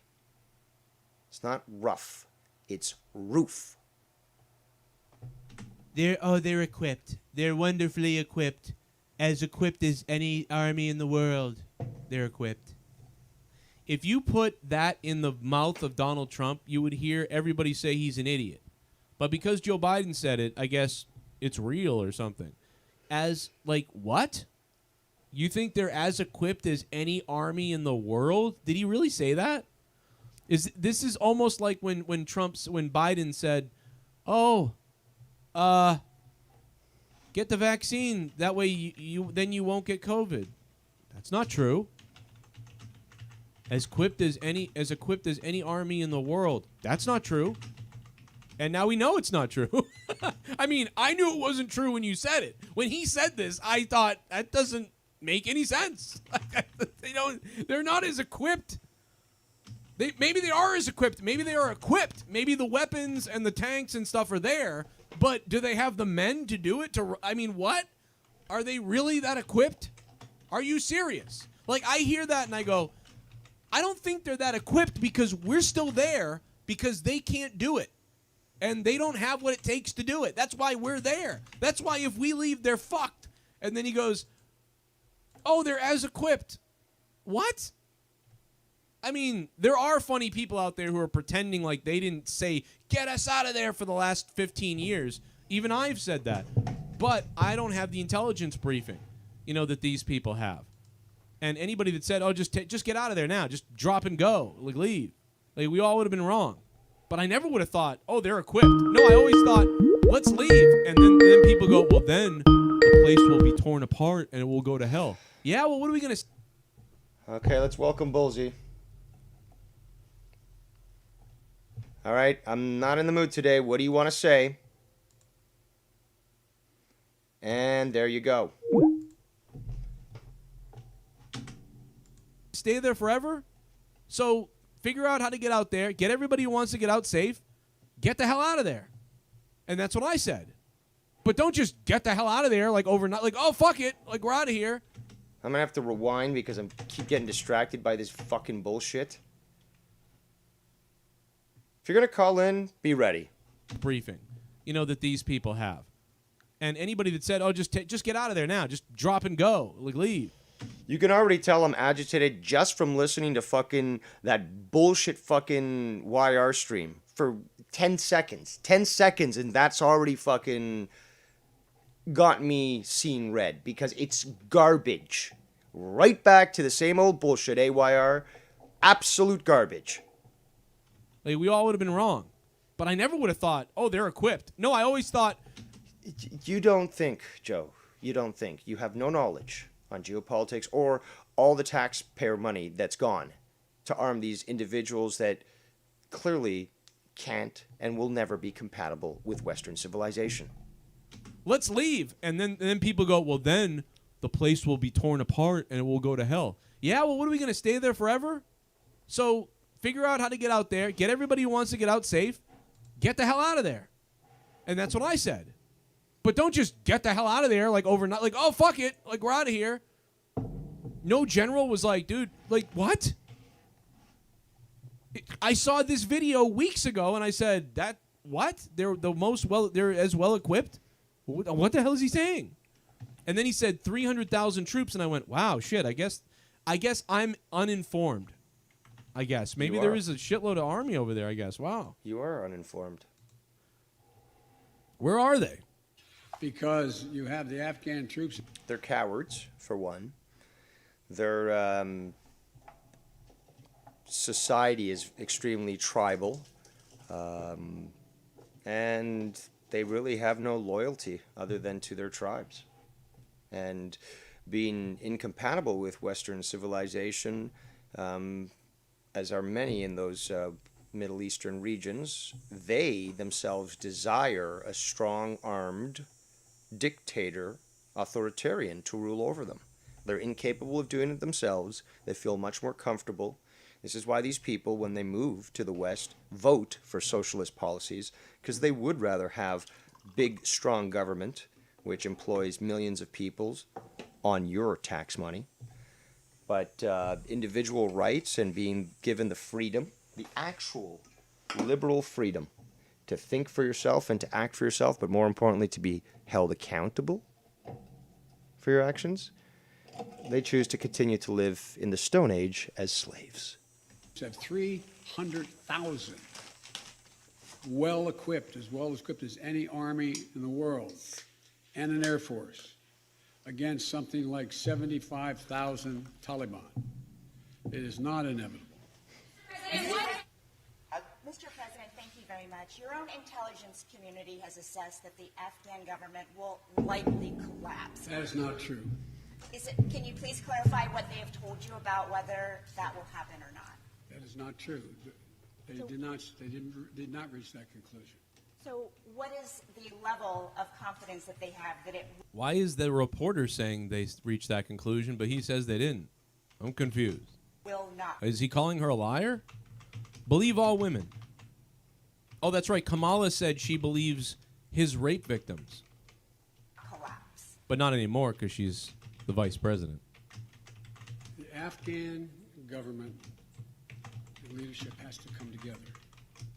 They clearly have the capacity to sustain the government in place. And do you see any parallels between And if you get the COVID shot, you don't get COVID anymore. this withdrawal and what happened in Vietnam, with some people feeling None whatsoever. Zero.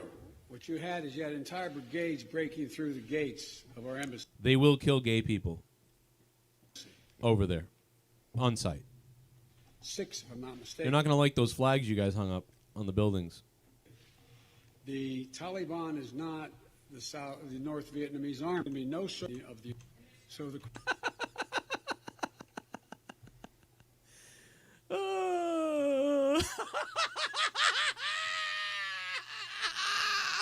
The next time someone says that I couldn't be president, that person can fuck themselves and their family. Okay, Joe Cronin, Daniel Cronin, you can't be president, so go fuck yourself and your family. First of all, that fake laugh, let's listen to that again. From here.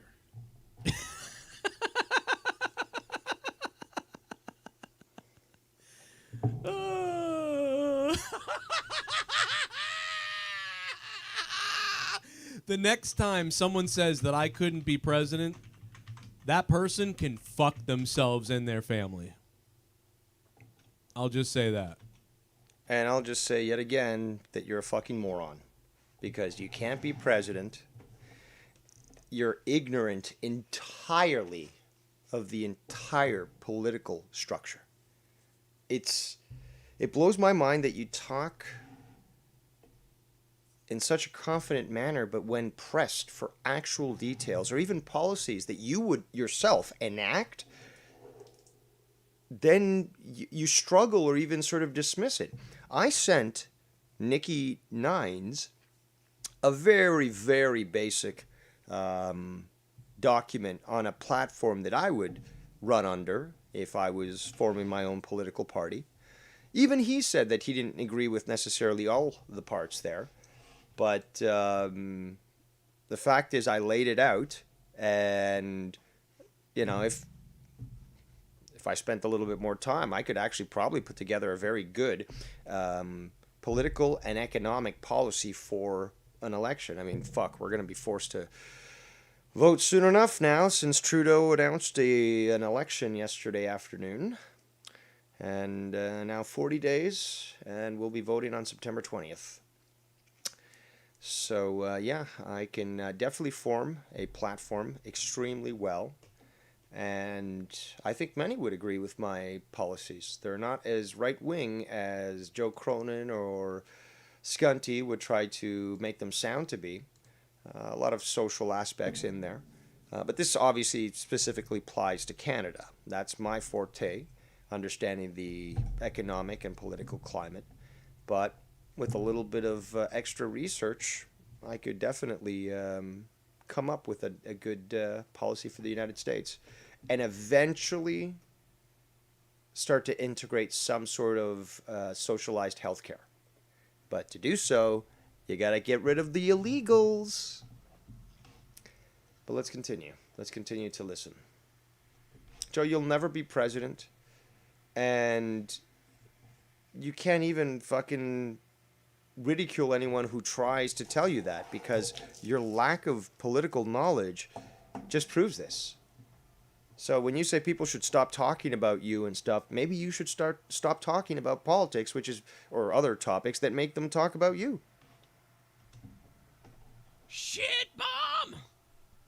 You become a shit bomb. Also, don't leave our US weapons for them to use. Well, I think that was the plan, Alex Oli. It seems like the plan was to leave them all the weapons, because if you've watched any of the documentary stuff, the videos from the Taliban themselves, They have all the weapons. They've got lot. No. What you're seeing, as of only late, is that all the caches of hardware, specifically firearms, munitions, and other things, that have been stored at Afghan army barracks, bases, and other locations, have essentially been ransacked. So these things have been captured. They weren't given to the Taliban. These were in the possession of the Afghan people through the Afghani army. The cowards that they were abandoned their posts and left this shit there.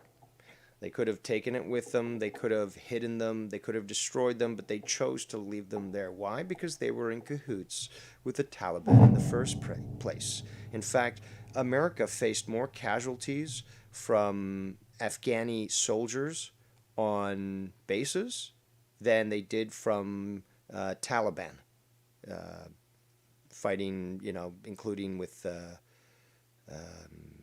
IEDs and such. Lots of the weapons. They've got thousands of our weapons and all kinds of shit. So, I don't know. Shit bomb!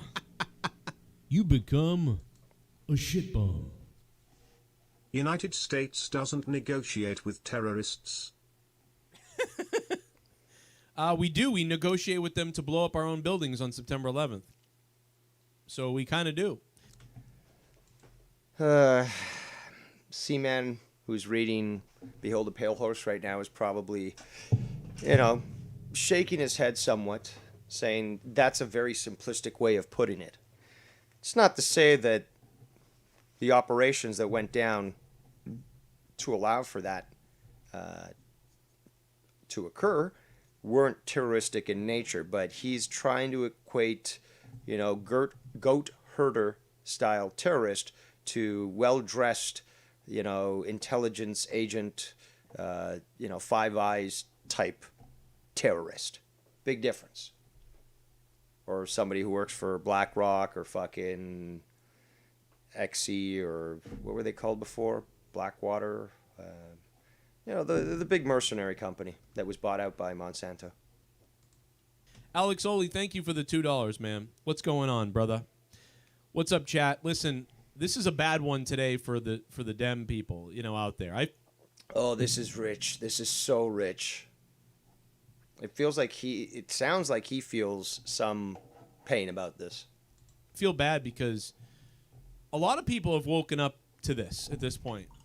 A lot of people, and listen, I don't blame somebody. Woken up to what exactly? That the occupation of Afghanistan was an utter mistake, that the policies from the Democrats that essentially tied the hands of the soldiers that they sent to die there disallowed them from actually being successful, very much like Vietnam. And, come on. I don't blame anybody who voted one way or the other. You should, stupid. You fucking should. This is so pathetic. He doesn't want to hold people accountable. Specifically, he doesn't want to hold Dems accountable. Why? Because he's actually shielding them. Because he identifies with them. So he's saying, well, despite the fact that I didn't argue that there was clear fraud and that Trump really did win in a landslide, but ignoring that because Trump, orange man bad, and he made me feel bad. Let's vote in Grandpa Biden. Again, he wanted to vote for, or he supported, Bernie Sanders. Why? Because he equated him to that old grandpa type figure. When presented with his wealth redistribution or total communist style policies, Joe couldn't even fucking argue it, but continued to go back, well, I think he's a nice guy. He seems like a nice guy. The guy celebrated his honeymoon in the Soviet Union under communism when the Soviet Union was still operating. There's videos of him shirtless with a bunch of Russians as well. His wife's at the table. She's not shirtless. And they're all drinking vodka and singing. So Joe, again, very easily manipulated like a female, goes for, oh, Grandpa Joe. And, had more positive statements, I guess, or feelings towards him than he's willing to admit than Trump, because Orange Man bad after all. Made him feel bad. He said all Mexicans are racist, which he didn't. The thing is, though, for Joe to get triggered about how Trump decides to say things really goes to show where Joe is mentally. But let's continue. I get it. Like, I get why some people voted Trump, some people voted Biden eventually. I get. Eventually? What do you mean eventually? Can you, like, what the fuck are you talking about? Are you talking about the fake votes? Can you tell why people voted for Trump? Because he won in a major victory in 2016, despite what they say, oh, he didn't win the popular vote. He won it overwhelmingly. The numbers proved it. And then he won overwhelmingly again. And, that economic prosperity in all those 4 years where they were able to wind things down in Afghanistan and actually show dominance to their enemies in the region. No. Get it. I totally get it. But this is definitely a day where 30% of this is like. How do you get mental insanity? How do you just understand and just dismiss that? Oh, well, yeah, I understand. Are you just basically admitting that, what is it? I think it was like 20 to 30% of people voted for Biden potentially. It could be less, but it was a very small number. The actual people, not the machines and shit, but the actual people that voted for Biden, very small number. And he's just saying, yeah, it's perfectly fine that these psychos really want to destroy this country. Like when Trump had a bad time and people went, ooh, I think I made a mistake.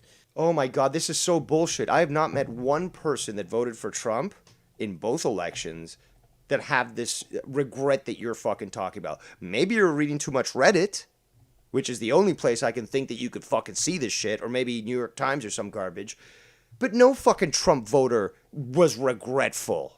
Let's listen to more of this fucking stupidity.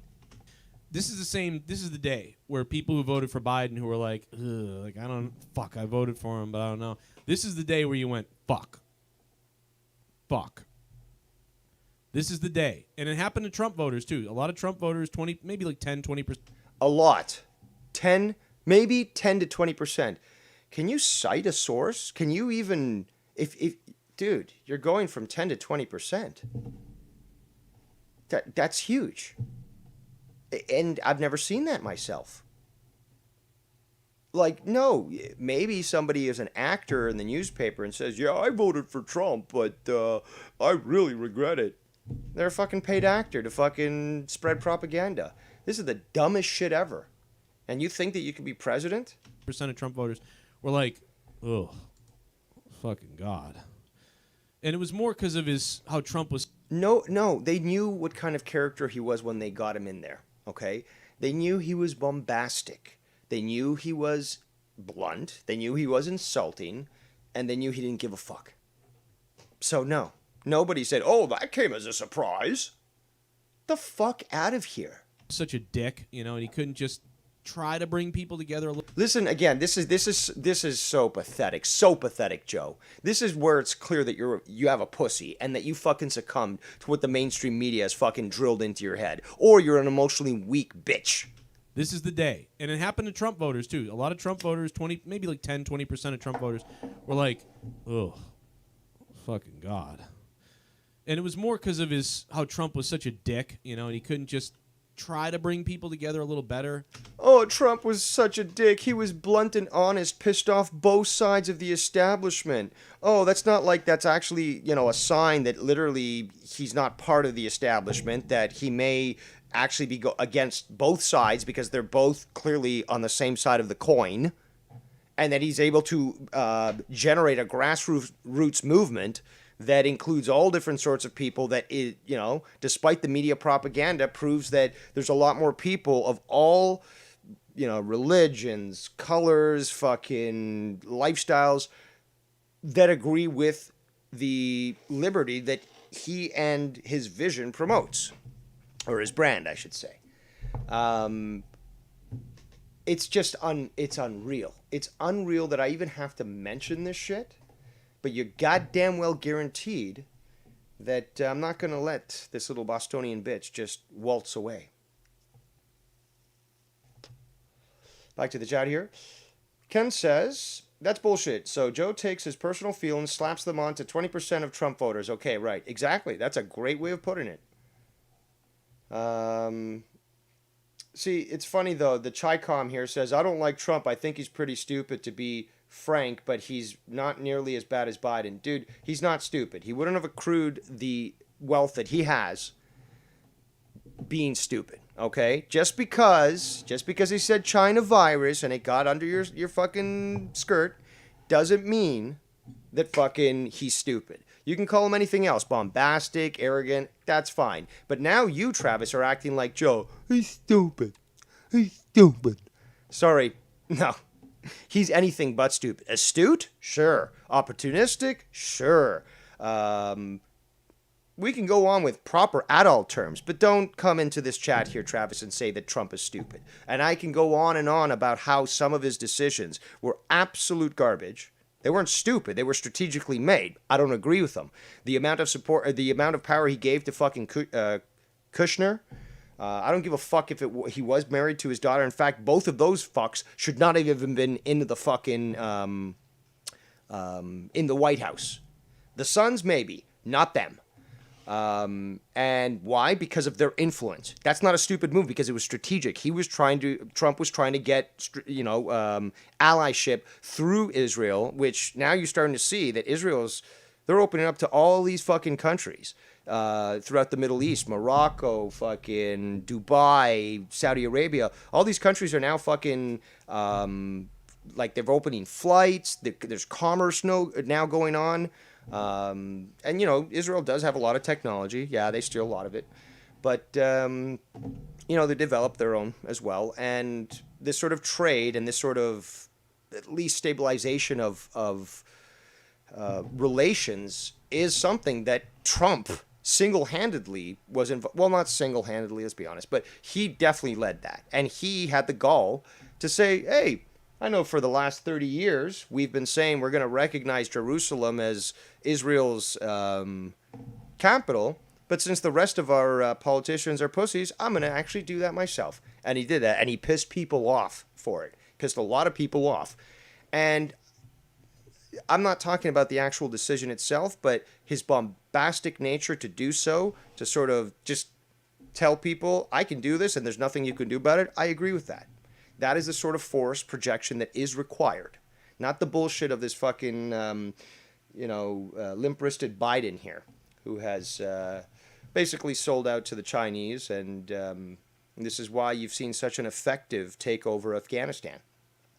Biden basically just decided to pick up and run, and the Chinese now, who are going to recognize the Taliban as an official government as soon as they complete their conquest, now they're going to have access to all the rare earth minerals and all the pipelines and the resources to essentially get Afghanistan part of their Silk and Road Initiative, or Belt and Road Initiative, which is the new Silk Road.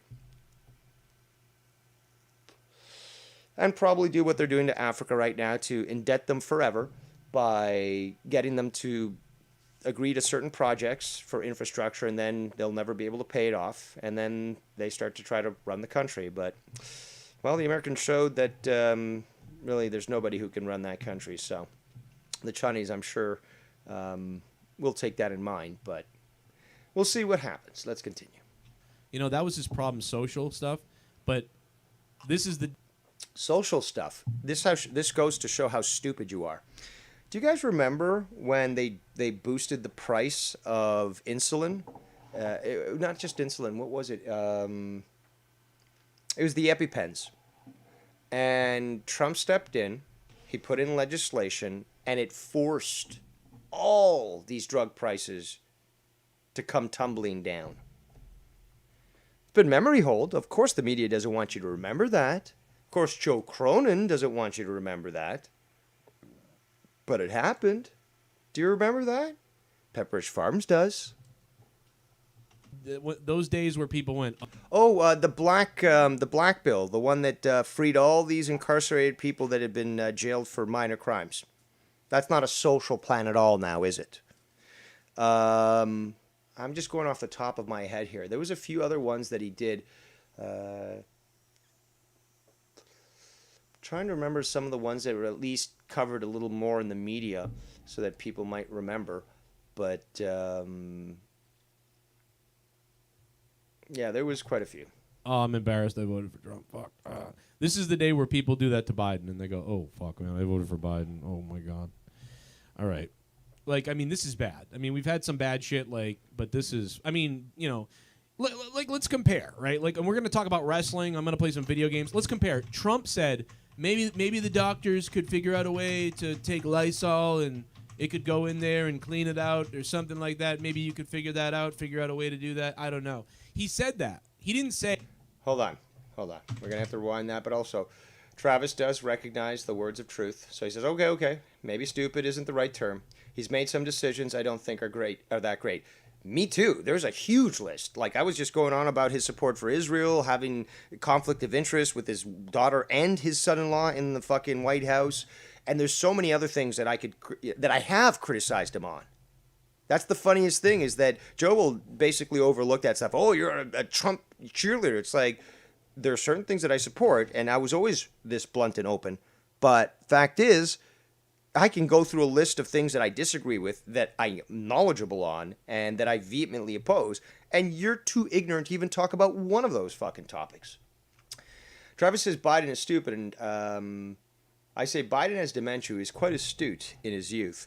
And in fact, he had some balls, because he did that, what was it? He did that speech in the Congress where he basically admitted that he didn't want that he didn't want integration. He wanted segregation.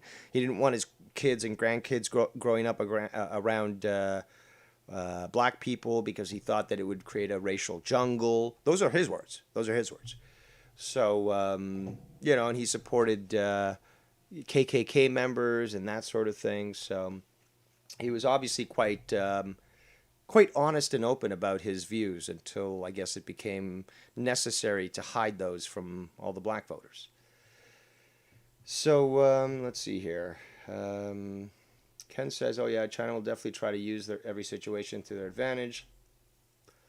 Funny thing is, though, that they will have the bottom fall out on them within the next 10 years and be back to square one. China is very, very arrogant, and they presume a lot. They think that they can really take on America militarily and not get their asses handed to them. But, you know, I'm sure they've already announced that they're willing to make a change to their nuclear policy and attack Japan first. So, you know, there could be obviously a lot of casualties, but the Chinese don't care about their own people, which means they're willing to incur, 50% population reduction, because they'll still have enough people to run the country afterwards. But then again, what kind of country when it's all irradiated? Let's see here. Back to the chat. Ken says, I love how Joe tries to sound all confident when he's saying, with what he's saying, when in reality, he has absolutely no clue what the fuck he's talking about, and I would never take advice from someone who doesn't even vote. He goes on to say, I wish more people would look at this shit up about Biden so they would know the real person they winded up voting for and now regret, because there are so many of them. Yes, but they don't deserve any, that's the thing, though. That's the thing. It's like with Trudeau, for example. When Trudeau made sort of suggestions that he was going to run for prime minister, I already knew about the guy. But I did more research at that point. Because anytime that someone announces that they're going into, campaigning for a leadership role, you got to start looking into them. You have to. And it was clear from the get-go that this guy was going to cause the damage that he caused. And I warned so many people. I showed all this evidence, all this proof. People unfriended me en masse on Facebook because I would present them with things that they just, with their cognitive dissonance, just couldn't handle. And now we have this situation, and I've been proven correct. So I don't even know how I got onto that, but okay, let's continue. And we're going to talk about wrestling. I'm going to play some video games. Let's compare. Trump said maybe the doctors could figure out a way to take Lysol and. He didn't say Lysol, you stupid fuck. This is another thing that this piece of shit, and yes, Joe, for saying exactly that, you're a piece of shit. Donald Trump did not say Lysol. What did he say? A disinfectant. A disinfectant. Okay, now let's continue to listen to Joe, and then I'll pause it again so that I can step in here and clarify. It could go in there and clean it out or something like that. Maybe you could figure that out, figure out a way to do that. I don't know. He said that. No. See, you're a liar, you fucking piece of shit. You're a liar. He said a disinfectant. Now, if you had any knowledge on vaccines, you'd understand that certain components within them are referred to as a disinfectant. He was alluding to that fact. If you weren't so stupid and you'd go back and learn about Trump, he's good friends with Robert Kennedy Jr., and both of them are quite anti-vaccine, especially addressing, the issues of autism and stuff. So he was trying to push for knowledge on the vaccine situation, and even went so far as to say you can use UV light. Now, I've got a graphic somewhere, and I'll eventually present it, maybe on another show, but basically, you can connect a UV light. This has been done for about 70 years from my research, but you basically connect a UV light through an intravenous into your veins. Okay, so as the blood transfers through your veins, it's not going into any syringe or nothing. It's just you've got a light diode there, providing light as the blood flows past it. What this UV light is that it cures your blood of viruses. And this has been shown as a very effective technique against a plethora of viruses. As such, not requiring a vaccine that always forces some sort of physical reaction. Sometimes it's mild, sometimes it's deadly. But if you look into VAERS, VAERS, vaccine adverse something reaction, I can't remember, but VAERS. You can track the number of people that experience vaccine injury. The ones that are specifically forced to use a separate court system that allows for payout but never any admission of guilt to prevent any future deaths. He didn't say, go home and take Lysol and die. He didn't say that. But they for months, they were like... You just said that. He said that maybe we should take Lysol. It's like, yeah, that was stupid. What he said was dumb, and he was just trying to make a joke and look... No, he wasn't. He wasn't trying to make a joke, and he didn't say that. Look at the doctors. And maybe he wasn't even making a joke. Maybe he was... I think he was serious, kind of, but I don't know. But either way, So then why are you talking about if you don't know? Wasn't what he said. He didn't say... Maybe everybody should take Lysol, and maybe got everybody at home. Lysol could work. He didn't do that. If he did that, you'd be like, "What the hell?" But he just went like, maybe you could figure out a way to to kill the bacteria. He was just going into a hyper thought about like, what if you figured out a way to do that? I don't know. He ended up using Regeneron, right? The micro cell stuff, whatever the fuck, Regeneron, some thousands of dollar thing. Well, that's the rumor. There's also talk about hydroxychloroquine.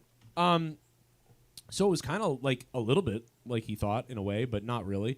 But either way, that was stupid. But he didn't say go do this. But Biden said that the arm thing.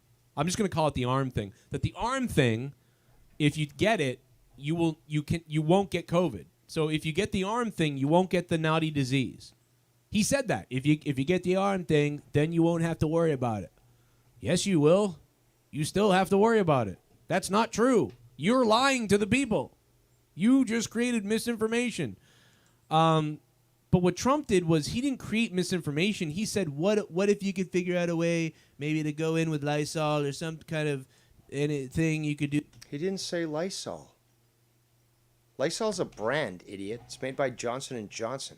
Do that maybe, and the doctors were like, no, you're fucking retarded, no. And he's like, just. No. The media and their supposed doctors that aren't even doctors said that. But he didn't say Lysol, he said disinfectant. Look into the ingredients of a vaccine and you'll see disinfectant. And it'll specify what components specifically go into that. You ever bothered to read the insert of a vaccine, Joe? Do you even care about the health of your family? I know that you haven't taken the vaccine yet. Very strange, since you've allowed your wife to do so. And, there is that possibility of leaky vaccines, and you are in physical contact with her, and that's how this stuff does spread. You are a super spreader, Joe. Wondering, So it's like, you got to understand how they bend. They make it seem like Trump told you to go do that, and you didn't. Holy wow, we got 56 viewers here today. Welcome all, new and fake. Or real and fake. And Biden actually tells you the wrong thing.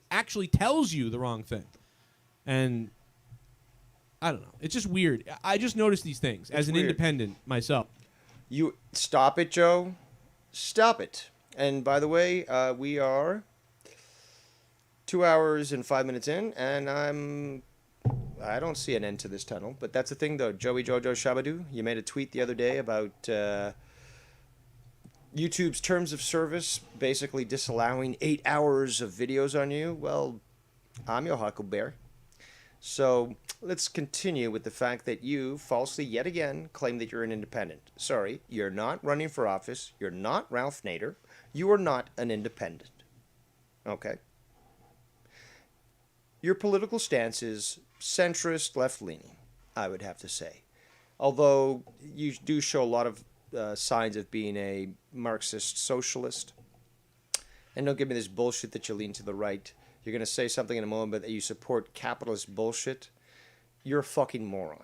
Okay? Clearly not understanding this. You're not an independent. Now, in your particular political system in the United States of America, are you registered as an independent? Yes. Why? Because that's how they register you in a two-party system there in America. So you got the two main parties, and then obviously the next one that isn't part of the two is an independent party. Your political stance is not independent. Stop it. Stop it. Stop saying that you're an independent. You're not. This is not like D&D True Neutral, which was always a shitty fucking concept and never made sense, because you can never be true neutral. Even Joe Cronin. You might be a fence sitter, but you're still leaning to one side. Your sack is forcing you to lean at least slightly to one side. So, no, you don't. You don't get to say that. You're not an independent. You are a socialist of varying degrees. And, yeah, let's continue. I notice these things. But I get it. But this is... You hear that, people? He notices these things. There's definitely days where people who voted for Trump went, ugh. No. Oops. Or like, Jesus, this is too much. No. I've yet to meet one. But this is the day where people that voted for Biden went, oh, fuck. I've actually been seeing that a lot prior to this. With the raising gas prices, with the mask mandates, travel restrictions, open border, acquiescing to China. Yeah, there's been a lot of people regretful of fucking Biden well before this quagmire. But anyway, what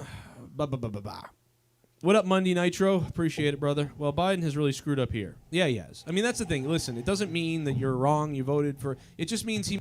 It does mean you're wrong, stupid. Listen to this fucking idiot. You're clearly showing your bias here. Hey, it's okay, guys. It's okay, my viewers, my donators. It's okay. It's okay. You didn't vote wrong. You followed your heart. And, well, shit happens. Let's ignore his record or the fact that we all knew he was delusional and had dementia prior to actually running. But no, it's okay, guys. Just keep your wallets open and know that I love you, all of you. Because, no, you're all okay. You voted with your heart. And we all vote with our heart except for me because I don't vote. He made this is a boo boo. This is a big boo boo. You know, whatever you think about a boo boo. The death of thousands is a boo boo. Is that what you are? I mean, you know, Stalin basically said that. He said one death is a tragedy, 1,000 or 1,000,000 is a statistic. So it's a boo boo, just a boo boo. about him. Like I said, I'm trying to really, I'm trying to remain pretty, impartial. No, but what you're doing is you're remaining stupid. Stupid. Read a goddamn fucking book, learn some fucking history, and stop talking about a topic that you clearly do not understand. Right now, because I don't want to. I am not the channel that's telling you guys what to do. You are the one who said that if anyone tells you that you can't be president, that they can go fuck themselves and their entire family. So could you maybe clarify those statements and how contradictory they are? I'm not going to be the person that says, and just don't. I just hope that you don't get mad at me and be people that, you know, I don't want you guys to think, Joe, you don't understand how bad Trump was, or Joe, you don't understand how bad. How bad was Trump? He hurt the feelings of a bunch of fucking Latinos and fucking Islamic terrorists. That's what was so bad. Those low gas prices, high employment rate, especially with, you know, that audience that you pander to so often, the black audience. You know, they had such a low unemployment rate, prosperity for many different people. No, that's nothing, right? Trump man bad. Biden is more than Trump. Don't do that to me. Please don't do that to me. Yeah, because it would actually force you to get off the fucking fence and probably accept that you are a piece of shit bitch that can't accept the fact that Trump is better, or that can't publicly admit it, but you know that it is. But it would sort of, you know, cause a rift between you and your viewers because you're pandering to that fucking emotional socialist fucking mentality. Because I understand so many of the flaws of Trump and so many. No, you don't. No, you don't, because you've never gone into them in any semblance of logic, and every time you try to speak about politics, it sounds like a fucking joke. So no, you can't fucking even step close to what I can criticize Trump about. And I've talked about this tons of times, that I can do a better job criticizing Trump on the things that I disagreed with him and pointing out statistical fact and such that Joe could ever do if he was, you know, to do either the same or to, you know, do the opposite, like the, you know, exercise in high school where it's like, okay, you got to argue for the side you don't agree with. You got to use logic and reason, and you got to, you know, regardless, you got to argue for it. He could not even do that. Of the flaws of Biden, you know?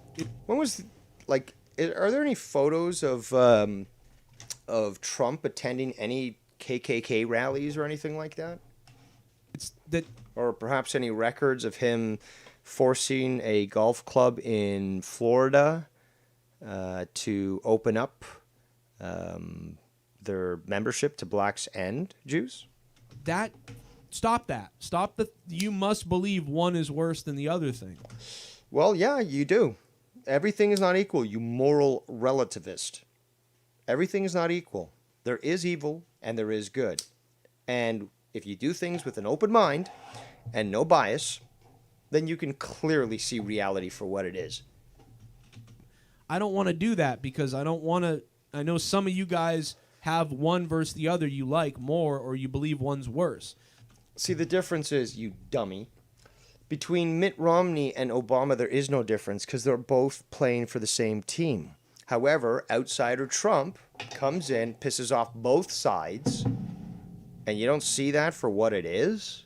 Don't understand your political situation to see that if an outsider comes in and starts to shake shit up and both sides, his own party, are fucking mad at him, maybe he's actually doing something to change the status quo and addressing what grassroots individuals and groups have been addressing. And again, grassroots, normally centrist, you know, populist. So I don't want to tell you what I think about that. I'm just talking about the same things I always do, which Oh is my God. these. I'm not a fan of any of the presidents ever. I don't remember a president that I mean, like, again, I think Clinton was a nice time. The world was pretty cool when. Dude, how old were you when Clinton got in there? Okay, so there was an election, I believe, in '91. That was or '92. I think it was '92, but that was Bush. He lost. Clinton won. 92 to 96, I believe. Then, yeah, exactly. So 92 to 96. So I was 12 to 16, and he is 6 years younger than me. So, is he? Yeah, I believe so. So, he was between 6 and 10. So, yeah, between 6 and 10, life is usually fairly nice. And then 10 to 16, well, yeah, you're still, 10 to 14, because he won another 4 years. You're still enjoying youth and not really aware of all the problems in the world. Normally, between that age, I was starting to get aware of shit. But for the most part, between those ages, that's 8 years of Clinton, okay? 8 years of Clinton. Of course things seemed nice back then. You weren't fucking concerned with fucking war in Sarajevo, increased costs of fucking living, raising crime. Of course you weren't aware of that. Clinton was president, but he was doing a bunch of shit behind the scenes that was fucking crazy. But we didn't know about it because everything was so good, which is what they want. That's why we couldn't go to war in the early 2000s with Bush. That's why they had to, like, literally our buildings had to blow up in order for us to go to war. Because that would be factually incorrect, because under Clinton, actually, there was Operation Desert Fox, or was it Desert Fox? Desert Freedom? Something like that. And they created these 2 no-fly zones in the north and south of Iraq, and they actually had active missions towards Iraqi forces during that point. There also was the Yugoslavian Civil War, which the Americans were involved with. Somalia, for example, Black Hawk Down. Does that ring a bell? Let's see what else. I could go on and on about American military operations during the 90s and Clinton's rule. Because they were like, the people won't go to war right now. They're loving computers. They're loving video games, computers, and music and shit. These people are having a good time. They will not go to war. But if they see a couple of their buildings explode in New York, they might. It's a little weird. Anyway, take the tinfoil hat off, boo, and throw it away. I love you guys because most of you guys that watch are open-minded, no matter what you are, and I appreciate that. Don't be so open-minded that your brain falls out. And it's a fun night tonight, man. We got lots of shit to talk about, more stuff to rant on. I'm probably going to flip out at some point, but because anybody that donates $20 or more, I'm going to take a shot, so we're going to see if we can get me fucking fucked up. Soundwave 92 dropped $30, so Soundwave 92... because of Soundwave 92. Let's do Bullfrog. Hey, Joe, it's going to be a... But I honestly, unfortunately, I think this is stupidity. I hope it's not. I hope they'll sleep out of their homes. Man, I would... My goddamn... My debriefing or my orders, if I was the president at that table, would be like... I would seriously... What would you do? Why are you struggling for words? Get to it. We are not going to lose one person. There will not be a beheading. There will not be one person dead. People will not be dragged out of their homes.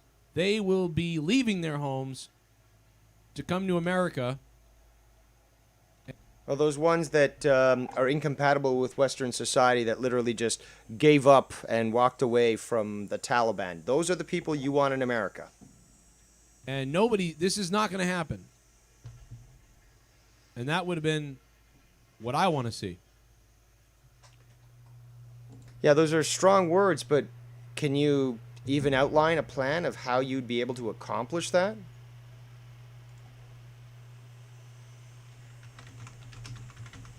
No, Tony, it wasn't Desert Storm, idiot. That was the war in 91. I'm talking about Clinton's operations. The fuck? You fucking want to talk to me about this? Fine. You want me to look it up? Fine. I'm giving you everything that you need.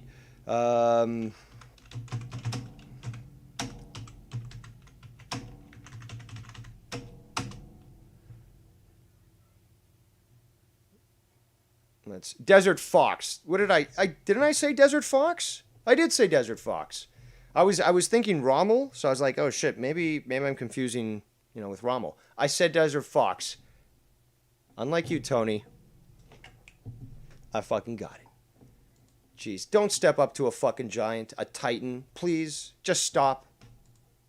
Fucking unreal.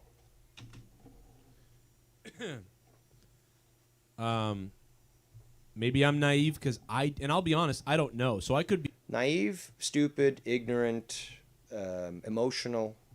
Be talking shit and not know the intelligence or the reason why something was done a certain way. But I honestly, unfortunately, I think this is stupidity. That just fully exposes you for being such an ignorant moron who should never speak about politics. If you've been following this story, Joey, you would have seen that countless intelligence organizations and operatives provided the Biden administration with evidence that this is exactly what is going to occur. There's no loyalty with the Afghan army. They're just going to fucking melt away, let the Taliban come in, take everything over, and they're going to quickly reestablish full control over the country. And the Chinese are now going to utilize that to then recognize the Taliban as the legitimate ruler of the country and start to begin, further moves for their regional hegemony. And because we already know that Biden is sold out everywhere, whether it be with Russia and with the Ukraine thing, or with China, where his son has also been massively involved. Billions of dollars has Biden essentially allowed to be funneled, and he's pocketed quite a lot. So because they've got dirt on him, he is a pedophile. He has been recorded multiple instances, just like his very sloppy son. And, well, they're basically directing him and the administration to abandon Iraq so that they can, or Afghanistan, so that the Chinese specifically can come and do their thing. And it serves as a very, very good distraction from what's going on right now with all the recounts that are proving what I said from the get-go and what many people saw from the get-go as they witnessed it themselves, that Trump won by a landslide, something that Joe is yet to admit. I hope it's not. I hope there was some weird, crazy reason that things had to go down this way and it couldn't be avoided because of whatever. But if this was just stupidity, which it seems to be, stupidity. This is bad. Look at the naivete of Joe, thinking that this is stupidity. Eddie Guns. What up, Eddie Guns? Thank you so much for subbing to the channel. What's up, Eddie Guns? I appreciate it, man. I don't get it. Long Island Iced Tea Daddy. What up, Mike M? Shit bomb. Alex Oli. You become dropping a shit bomb. Dropping $2. Trump's fault how? He's not even in office. Biden. What's up, Alex? I'm not saying that. I'm saying that some people are blaming Trump. Some people are blaming Biden. Some people are blaming everybody. I'm blaming the guy who's in office now. If Trump did this, I would blame him. Despite the past regimes, you are making the call now. Hey Joe, what's up? How's it going? What's up Sunday night? Woo woo hoo hoo. Okay, here's my 2 questions. First, Joe, have you been vaccinated? Also, have you seen the super sad and devastating earthquake in Haiti? Yes. Death toll over 1,300. Haiti Glad you brought this up. Me and Leah were talking about this earlier today.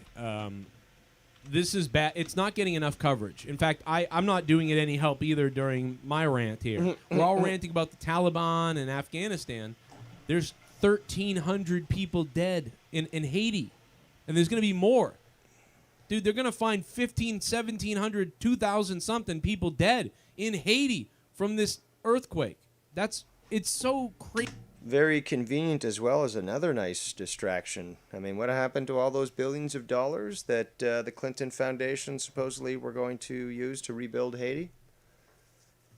You know, if you take a look at all the information that's out there on geoengineering, you'll see that some of these recent earthquakes that have been occurring are definitely not natural. Crazy, like we can't even focus on it because it's so sad and crazy.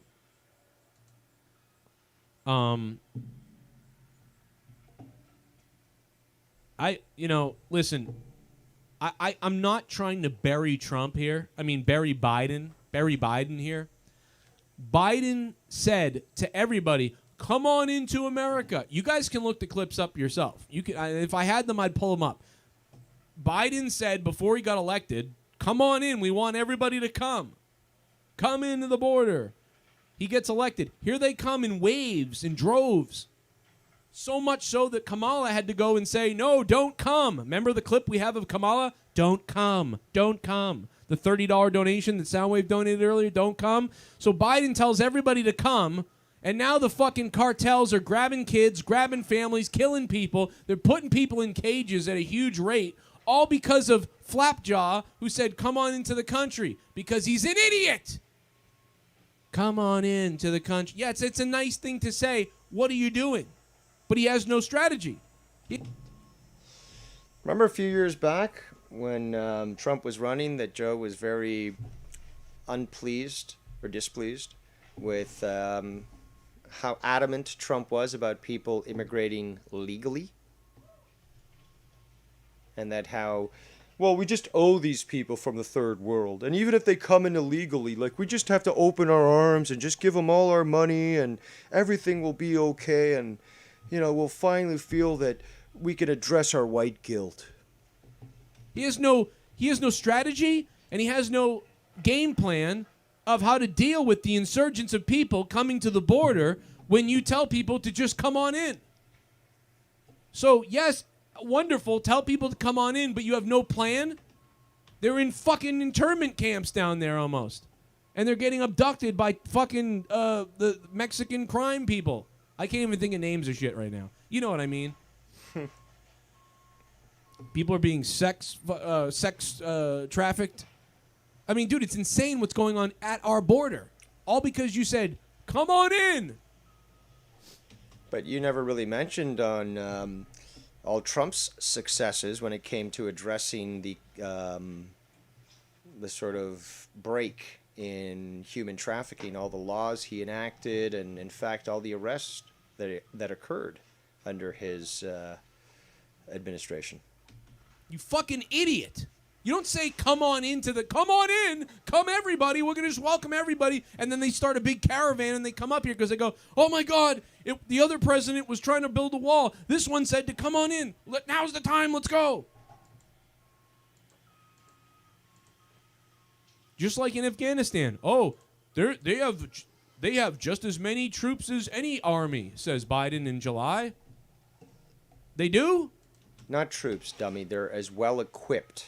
So if you're talking about technology, that could be argued. But they had access to, again, when the Afghanis fought the Soviets, when they invaded in the late 70s, they were using weapons basically when they fought the British in the late 1800s. So they were still using bolt-action weapons, wood stocks, and they were able to definitely cause some damage from that. And they used that to resist. Yes, the Americans did sell them a bunch of fucking weapons. But, yeah, their insurgencies have always been based on old weapons from invaders that came and tried to get them. That's how they got all these AK-47s. Because when the Soviets abandoned the place, you know, a bunch of the hardware was left. Jellyfithoth. What up, Awandi? Awandi's looking for the clip of Jellyfithoth. They hate us because they Jellyfithoth. I don't know where that is, man. I'll look it up. And I hope you're watching. I know you tweeted it. So, I'm sorry, but listen. Biden is incompetent. I didn't... You couldn't have told that from prior to the election?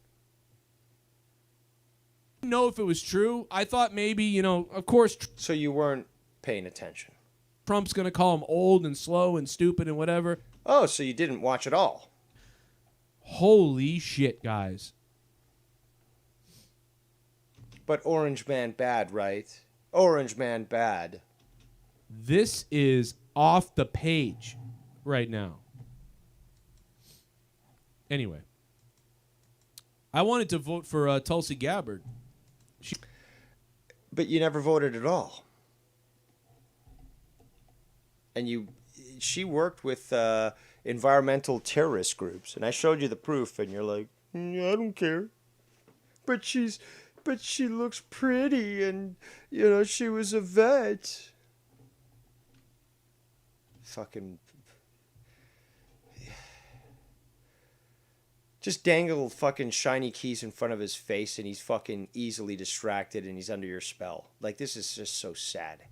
She's a liberal from Hawaii. I like Tulsi Gabbard. She is good. Based on what? Would you like to back that up? I might have voted for her. That's about it. Shit bum. That's our duck. What the F? Affleck. She's fucking me. Did you see when the duck was like paddling up at her too? Like, oh, stop fucking me, you fucking fat lady bitch. Oh God, I'm a duck. Stop fucking my. Oh, quack, quack. Oh, can you? I'm gonna have to forward past this. I should bring my kids to them. How do I get? I gotta go home and get my kid.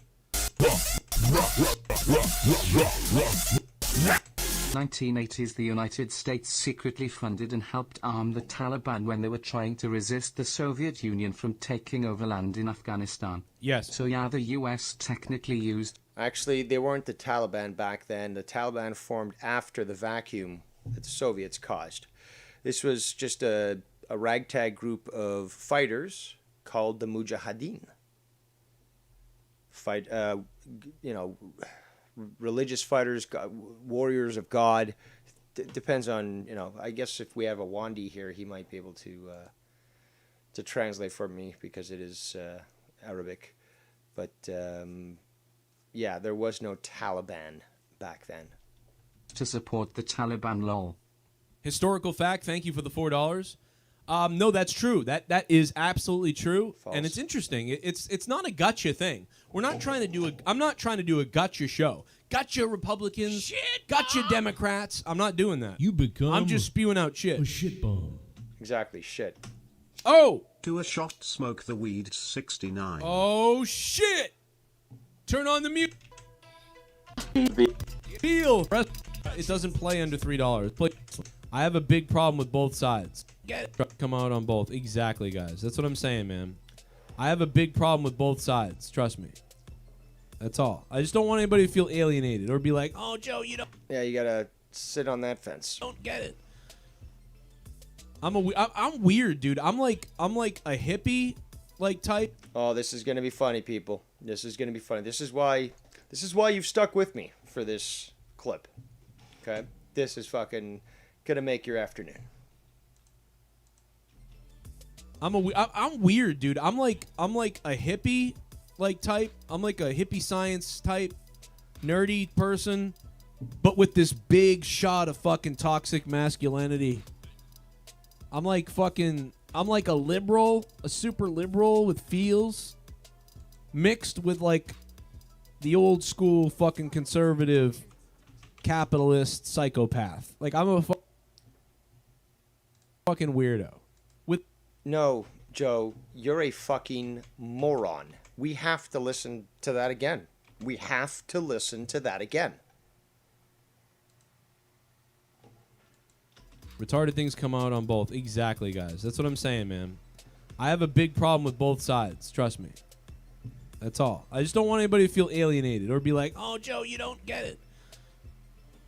I'm weird, dude. I'm like a hippie like type. I'm like a hippie science type, nerdy person, but with this big shot of fucking toxic masculinity. I'm like a liberal, a super liberal with feels, mixed with like the old school fucking conservative capitalist psychopath. Like, I'm a fucking weirdo with a little bit of the Green Party in there too. A little bit. Right? We do have to stop there for a moment to just take a breath, relax. I know that many of you are probably shaking your fist with rage, or your head might be hurting, but we're all in this together, okay? Nobody donates here, so obviously I'm not, well, not nobody, but the bottom line is, unlike Joe, you're not pay to play here. We're all dealing with the same shit. And we have to go through the same experience listening to this incredulity. But what I did want to show in regards specifically to what he just said, because it is obviously,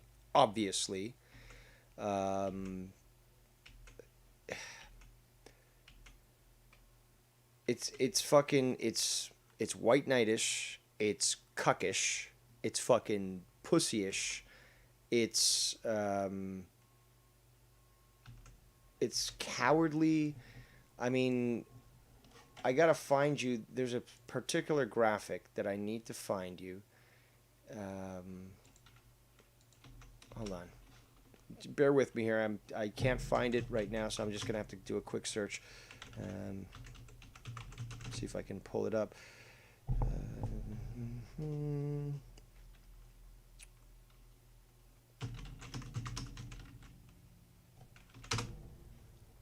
Let's see. There we go. There we go. There we go. And this, oh, this is so good. So good because you guys are going to fucking see right into it, understand it entirely with no need to fucking explain it. And it just makes perfect sense when it comes to fucking Joe. So read this. Read this. I'll read it for you as well, but read it for yourself as well. 43% of boys are raised by single mothers. 78% of teachers are female. So almost 50% of boys have 100% feminine influence, while at home, an 8 out of 10ish chance of 100% influence at school. Toxic masculinity isn't the problem. Lack of masculinity is. And there, ladies and gentlemen, we have a crux of one of the biggest problems that's currently affecting Western society. Who better to be the spokesperson for that than Joe Cronin? Because it's quite clear that this definitely applies to him a lot. So let that sink in. Open that door and let that sink in. And I did actually look up, there's an actual graphic that has the sources, and I've looked up those sources to confirm, and yeah, so basically this is based off that. So all those different reports were compiled together, presented, and this person decided to tweet it out, just summarizing it, but, you know, obviously they didn't include the sources, but I can confirm that I've looked at those sources, and yes, they all are backed up. So, let's continue. But when Greta Thunberg told me to, pay attention, I said, hey, shut the fuck up, you little midget. So it's weird. Yet I'm worried about certain climate changes and how our ozone layer is affected about things. Certain climate changes? You mean certain changes in climate? I've talked about this for decades. And yes, decades. Since I was in my 20s. Because that's when I started to learn about it. And it's always been the sun. Simple as that. Always been the sun. Are there extragalactic and galactic influences? Yes. But they happen rarely. Although they are quite powerful. What we're looking at here is the sun. And I've explained this to Joe multiple times on streams. And if you check out Final Frontier News, there's, I believe, several episodes where we try to talk about this. And he keeps coming back to me with the fucking mainstream. Well, but what about, global warming? It's like, but you're not understanding what I'm trying to explain. Trying to let you know that we had much higher temperatures in the Pleistocene, for example, that the influence of man on Earth, even after the introduction of the combustion engine, did not lead to increases in the temperatures of the atmosphere or the surface. No, he goes with what fucking mainstream media tells him. And it's always about the feels. Always, we gotta do something about this. The world's gonna end in 30 years. So, let's just take away everyone's rights because, nobody of right mind can actually go through that logic and realize it's bullshit and bunk. I'm a weird person. There's not a lot of people.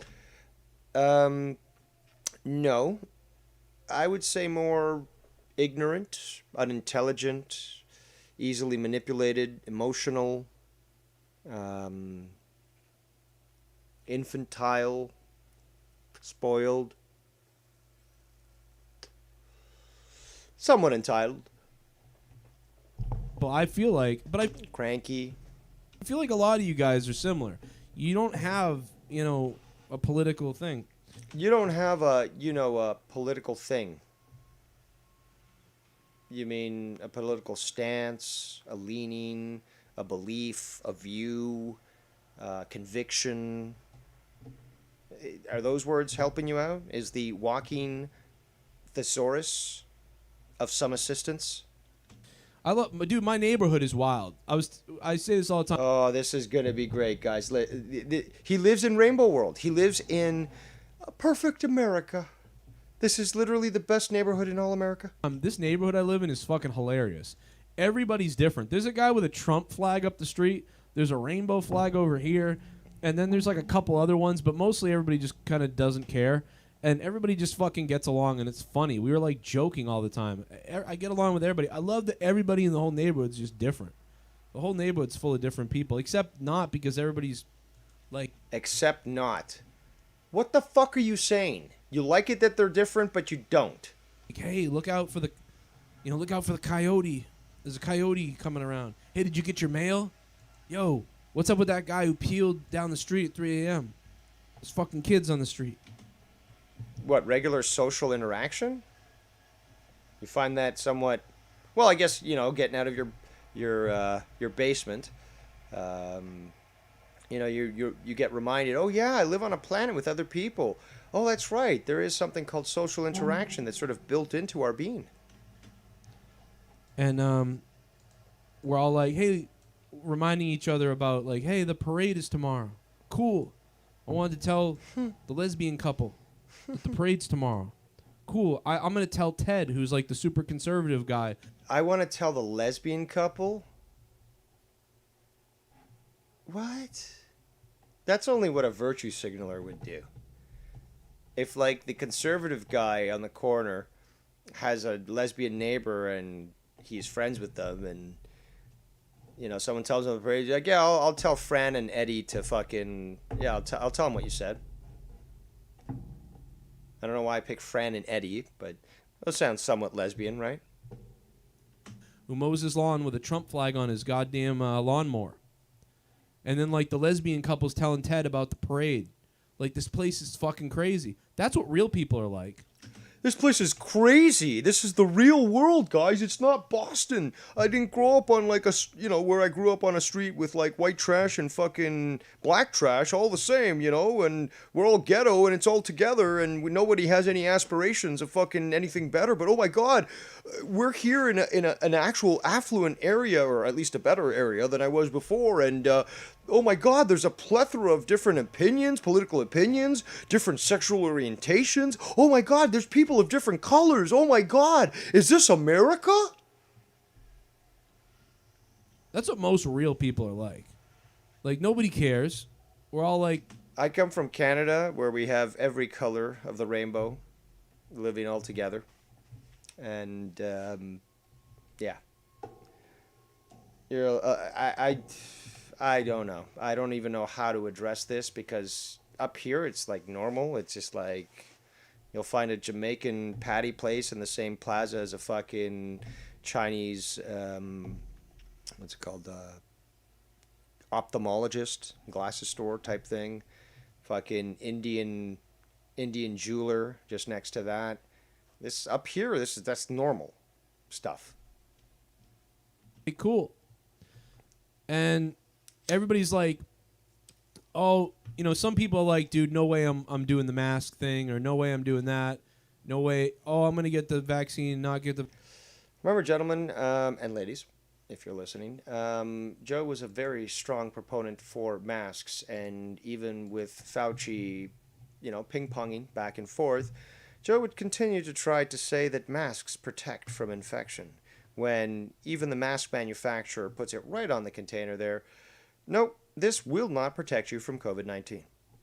But no, whatever makes you feel better, whatever daddy government tells you to do, I'm sure that you're going to sleep real tight, knowing that they have your best interest in mind. You know, and then everybody just goes, cool, all right. And then like when they decide what it is, then people just do it. It's weird. Like, half of this place that I'm in doesn't want the masks anymore, and a lot of them have the vaccine though. It's such a weird place. I don't know.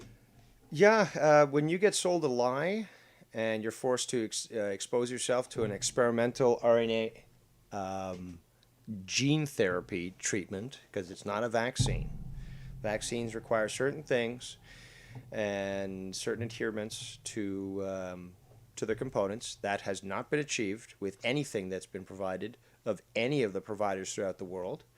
And as such, and even the Johnson & Johnson one would be debatable as a vaccine, although it doesn't use RNA. It is supposedly using a dead, inactive virus, but I've seen conflicting information. Regardless, these people are just pissed off at the fact that they bought the lie, swallowed it hook, line, and sinker, took the vaccine, and now told, not only are you still infectious, you're going to still have to be tested, and now you're going to have to receive yearly boosters. How about that? And ignore the heart inflammation, the collapsed lungs, the continual bleeding due to nonstop menstrual cycles, the infertility that will come from it, the list goes on, and every day more and more symptoms are found out. Where I live, I don't know if it's like this where you guys live, but people here are weird. It's like Vince McMahon and Shawn Michaels. Shawn Michaels is like, I don't want to... Could you ever maybe use a reference that isn't related on pop culture? Maybe an analogy that some people can understand? Do this, Vince. I don't want to do this, Vince. And then, but if Vince tells you to do it, you go, all right, fuck it. I'll do it for you. I'll do it for you. You know, people are like, I'm sick of masks. I'm not doing it. And they're like, you got to wear masks in the restaurant. And you're like, all right, fuck it. I'll do it for you. Fuck. All right. Sounds like someone's willing to, what's it called, succumb to the tyranny and not stand up for their own beliefs quite easily. It's really weird. You donated $50. I'm gonna take my dick out because you do. Hope you had a good weekend. Virginia Task Force 1 Urban Nobody gives a fuck about you, D. Welsh. Well, we don't even know. We're sitting here in the internet. All the money you fucking spent on fucking Joe, you could have gotten a fucking chin implant, man. You could have fucking looked like a Chad at least. Jerking around about these people in Haiti. Like, there's over 1,000 people dead, and the earthquake tore shit down, ruined people's houses, lives, and... It sucks, but are you even concerned about all the floods, say, that happened in Europe, that killed hundreds of people? Perhaps all the floods that are currently happening right now in China, that are killing... You know, I've got to check with my Chi-Com operative here, but I believe in the thousands. You know, I've heard that the media says hundreds, but we know in China they sort of try to keep things on the down low. So there's been massive flooding in China. Also in Southeast Asia, we're getting to monsoon season. So there's that. There was an earthquake the other day. Oh, fuck, I don't remember where it was. Yeah, and it wasn't in Haiti. It was somewhere in the Pacific. There are travesties going on all the time, Joe. And yeah, they're fucking horrific and such, but why are you focusing specifically on Haiti now? What about the fucking humanitarian travesty that's going on in fucking the Sudan? And fucking, Saudi Arabia's, war that's going on in that region that's being funded, well, by Western powers. Or at least not being funded, but Saudi Arabia sure is buying a lot of weapons from countries like Canada, America, Belgium, England, France, to wage this war. I think they even got some things bought or purchased from Israel. So even the Saudis now opening up to buying weapons from the Israelis to fight their enemies. Killed their family members. I mean, we're talking about like fucking 10 Floridas, 10 condo Florida things. Just off. 10 condo Florida things. You're talking about the condo collapse that happened in Florida, something that also remains quite suspicious, but that's what you're referring to? The condo thing. Love it when I can really nail down how, what specifically he's referring to. Awful. D. Welsh, man. Holy shit, dude. D. Welsh. It's super sad, dude. I know that I'll come on here, usually joke around, rant, whatever the fuck, but I can't help but think about it. It's fucking crazy. This is wicked horrible. I'm very lucky to be sitting here in a basement sipping water. People are donating money. I'm taking shots. I was able to work today earlier. I was able to see my family today. It was a nice day. And there's people right now who are missing their family and shit. It's fucking crazy. Anyway, let's take a shot. He's drinking a lot on this stream. I think we should get people out of Haiti. That should be the next thing. Like, let's. Oh, on whose taxpayer money? Unreal. Like Joe is Joe Biden. He will fucking sell you out. He will spend all your hard-earned money for these emotional causes that Americans aren't fucking responsible for. And in fact, shipping any refugee from these war-torn countries always ends up costing much more. It's already been proven that for, I believe, at least for Canadians, I checked this report. So they're still bringing in Syrian refugees, although there's no problem there. The Russians helped fucking quell this, and Trump as well killed ISIS in Syria, but it would be 1/8 at least, either 1/8 or 1/10, between those two figures, cheaper to send money to, places like Syria, under programs that are humanitarian. They're made for either the rebuilding of the infrastructure, teaching the necessary skills for to allow them to participate in governance or other aspects of bureaucracy. It's so overwhelming how much less expensive it would be to essentially just provide them funding as long as it's run properly. Obviously, and a lot of the times, you've got a corrupt government in power and they just piddle all that money away, all that foreign aid. But statistically proven, it's a lot cheaper and a lot more effective to keep all these refugees there and to just provide them with the funds and the training necessary to allow for their country to rebuild itself, not to impose itself as a occupying force, which is what the Americans did in Iraq and Afghanistan. I don't think this is going to work anymore, guys. a devastating earthquake that kills hundreds of people every fucking 10 years or 5 years, I think it's time to leave. That's just me. Time to get out of there. You know, time to get out of Haiti, I think.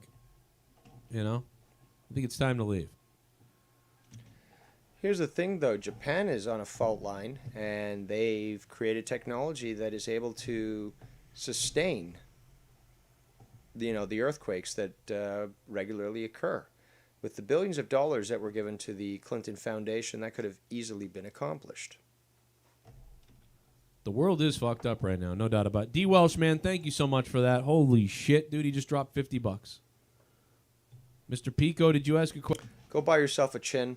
Question. I see Neo saying it was a good question. Oh, where's Janelle? Oh, that's a good question. I'd like to know where she is too, man. I'd like to talk. Dude, the bear's neck. And even touch this thing. The answers. All the trash that I was throwing out, and I did throw it. So I hit it with Lysol. I was like,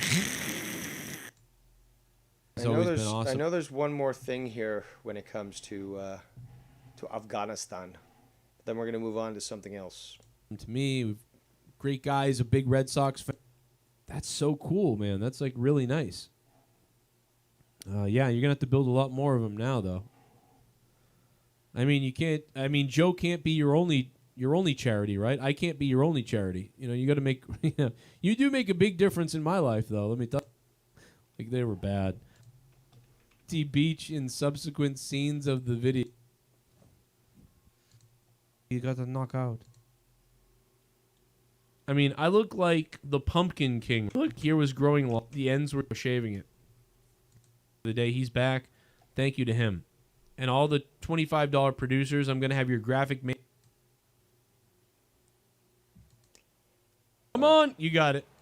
I think that's it then. So yeah, great comments there on what was going on in Afghanistan. He just doesn't know what's going on. He just doesn't know.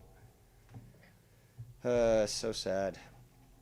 But I'll keep calling you out, Joe. 7-hour streams. And you want it to end? I've already told you this. You want it to end? You give me the race debate. You accept how you will be exposed on that debate with me, because you can't hold it up. So you might as well just go through the motions, fucking accept your lumps, allow for you to be exposed to your audience, and then you'll never have to hear a word from me again, and you could rebuild, whoever left from you, and you're good to go. So let's see here. I think I've got the patience necessary to try to deal with reviewing what Tony cried about when it came to Joe. So let's see if I can do it. So last night Cronin comes on and the stream crashes. So he's pissed off right off the bat. Yeah. So then he says, "I'm not doing nothing until I have 500 people back in here." Then he goes off and proceeds to call people out. And funny about this, me and Tony was on the call while he was doing this. Yeah, I was actually talking to Bullfrog. Did you see me and Bullfrog on Shanji yesterday? No, I didn't. We'll have to get to that. Yeah, I know. Joe had to fucking outshine us, I guess. So that happens, and then he's getting messages. I guess I literally live rent-free in people's heads because people just can't stop talking about me. Not only that, they harass Joe about me. Tony did this, Joe. Did you see this? Tony did this. Did you see this? Tony did this. And I guess Engage 1.5 times speed. Just because I stream with you, YR, I guess it doesn't matter that we don't talk shit about Joe. Yes. Or anybody over there. It just doesn't matter because we're always going to be labeled that we're talking shit. It doesn't matter. Did Joe say something? Yeah. It doesn't matter, dude. It doesn't matter. He's two-faced motherfucker slimebag because he was on the call with us and he's the one that was like, "No, dude, it's pretty fine. I don't see anything." Oh, so Joe went at like, "Oh man, why does things have to go from like a 10 to a fucking Yeah, it's like he was on the call. We had a good time, and now he's fucking, saying, "Oh, yeah, you guys talk." Nah, dude, I didn't talk any shit. That way I heard a clip where Joe goes nuts. We're gonna get that bullfrog. Now, did you see the messages I sent you? YR that shows my Patreonage. Yeah, I've seen all that. We don't. I mean, like. No, we're gonna put that up My God. because you have to see what Joe said. Joe said that I didn't do that. So the whole thing was that Joe says, Tony. People tell me Tony paid me under the table. No, Tony never paid me fucking under the table. Tony never gave me any of that shit. What are you talking about? So now I had to go back and dig up the proof that actually shows, nah, dude, I was giving you much more than $25 a month on Patreon. And people know, was I ever more than a producer on Joe's channel? No, right? Now, if we look, dude, I'm going to literally put those pictures up, YR, of my Patreonage. Or I can do a screen grab. Man, Tony, your voice sounds shitty. But literally, it shows, bro, $125 a month, $50 the next month. It shows $50 the next month and $100 the next month. Now, you tell me if that's $25 a month or if that's much more. I kept seeing 50, 50, 50, 50, and then I guess I missed the other. Right now. Like, fuck him. Square one. So it just doesn't matter. So you can leave it- It's just, it doesn't matter what you say. It's always been, bro. gonna be- Nikki J, those kind of guys are always going to be around and always be like, yeah, look what they're doing. They're over there. Just because I stream with Joe 1 day a week, right? There's 7 days that he does his own show, 6 days. Why can't I stream with YR a couple of days a week and have some fun? Why is that illegal? Why is that bad? Why can't I do that? Why can Joe stream 7 days it's a a week? whole lot different from what it used to be, but it sounds like we're gonna have to go back to what it used to be on the Joe bashing. I might have If he's to. shitting on you like on some weird, like he was on the show a after- couple days ago, everything good. He was talking to fucking everyone, bro. Now, when I play you this, dude, it's just unbelievable. This is you It's starting. really I don't even know about this, Tony. So this is you starting the war with Joe again. No, this is Joe starting the war. Listen to what he said about me, dude. Joe did That's the only thing left is Goldberg showing his kid how to masturbate.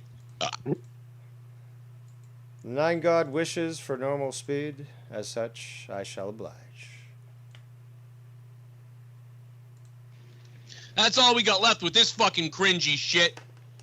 The fuck is this? What am I watching? Weird kid going around like, here, son, invite all your kids obviously to the show, all your friends from the football team or whatever the hell it is. Invite them all and have them lined up in the front row.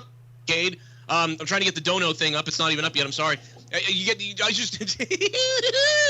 Oh yeah! Wow, what a night! I haven't even gotten Discord open to get Jake on the call yet. I'm gonna try. I'm coming.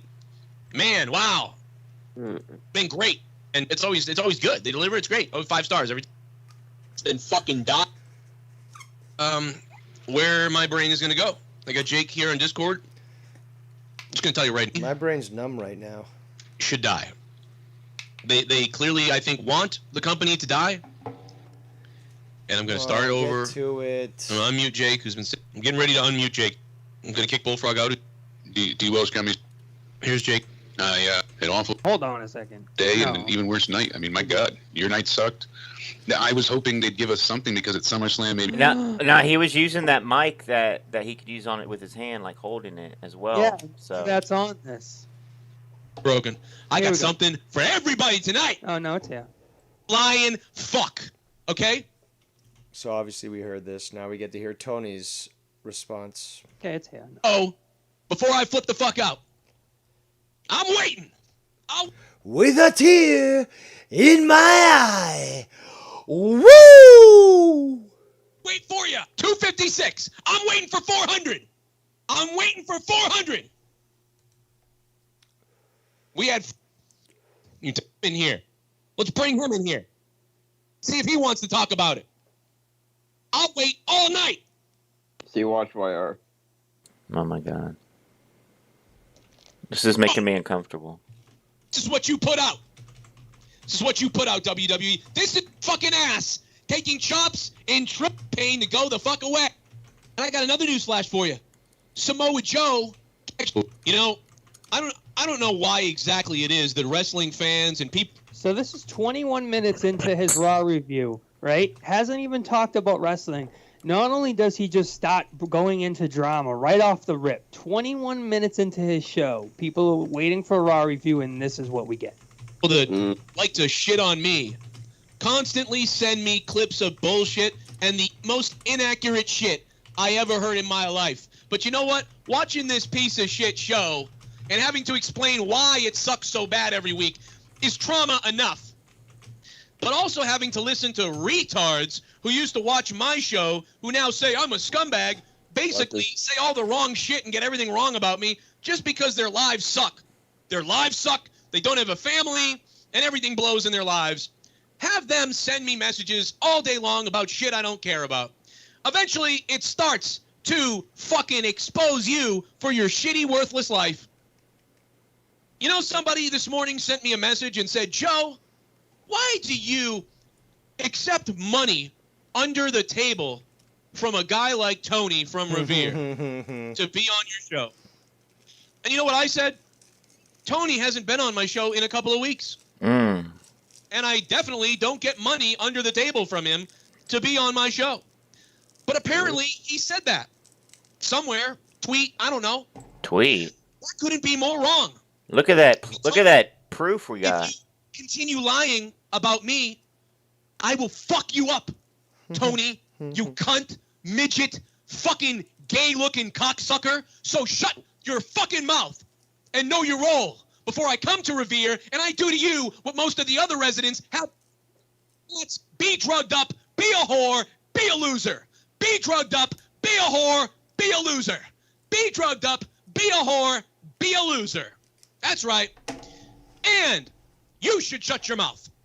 Just like Mr. fucking Canadian fuck, who apparently says all this shit all the time about me and I ignore it. But it's always said about me. I think you should go worry about wiping your fucking old dad's ass and shut the fuck up and stop going in circles. Wow. That was with everybody. And I don't even. So he's threatening your life now. I'm not even worried about my my fucking, you know, what he said about me, because mine wasn't even. I can show you proof that that I've paid Joe much more than $25 a month. I can show you that proof. I mean, you know, that's not no problem off my back. But you know, he was throwing shots at Dave. I mean, you know what I'm saying? I mean, come on now. No, he's throwing shots at Scott. No, he wanted to. Dave, bro. Oh, that was a. No, he's going to mention Scott though. Yeah, I know. But still, I'm showing you the proof that. Bro, like Joe's gonna fucking forgive you on Friday when he makes fucking $5,000 for CM Punk coming back on his review. I guarantee it. It's gonna be totally different. 4 days. Not even about that, dude. It's just here's the proof that I pay you more than $25 a month. I'm just saying, Joe. Like, don't let one bad Raw bring you down and shit on everyone. Your best friend's Tony.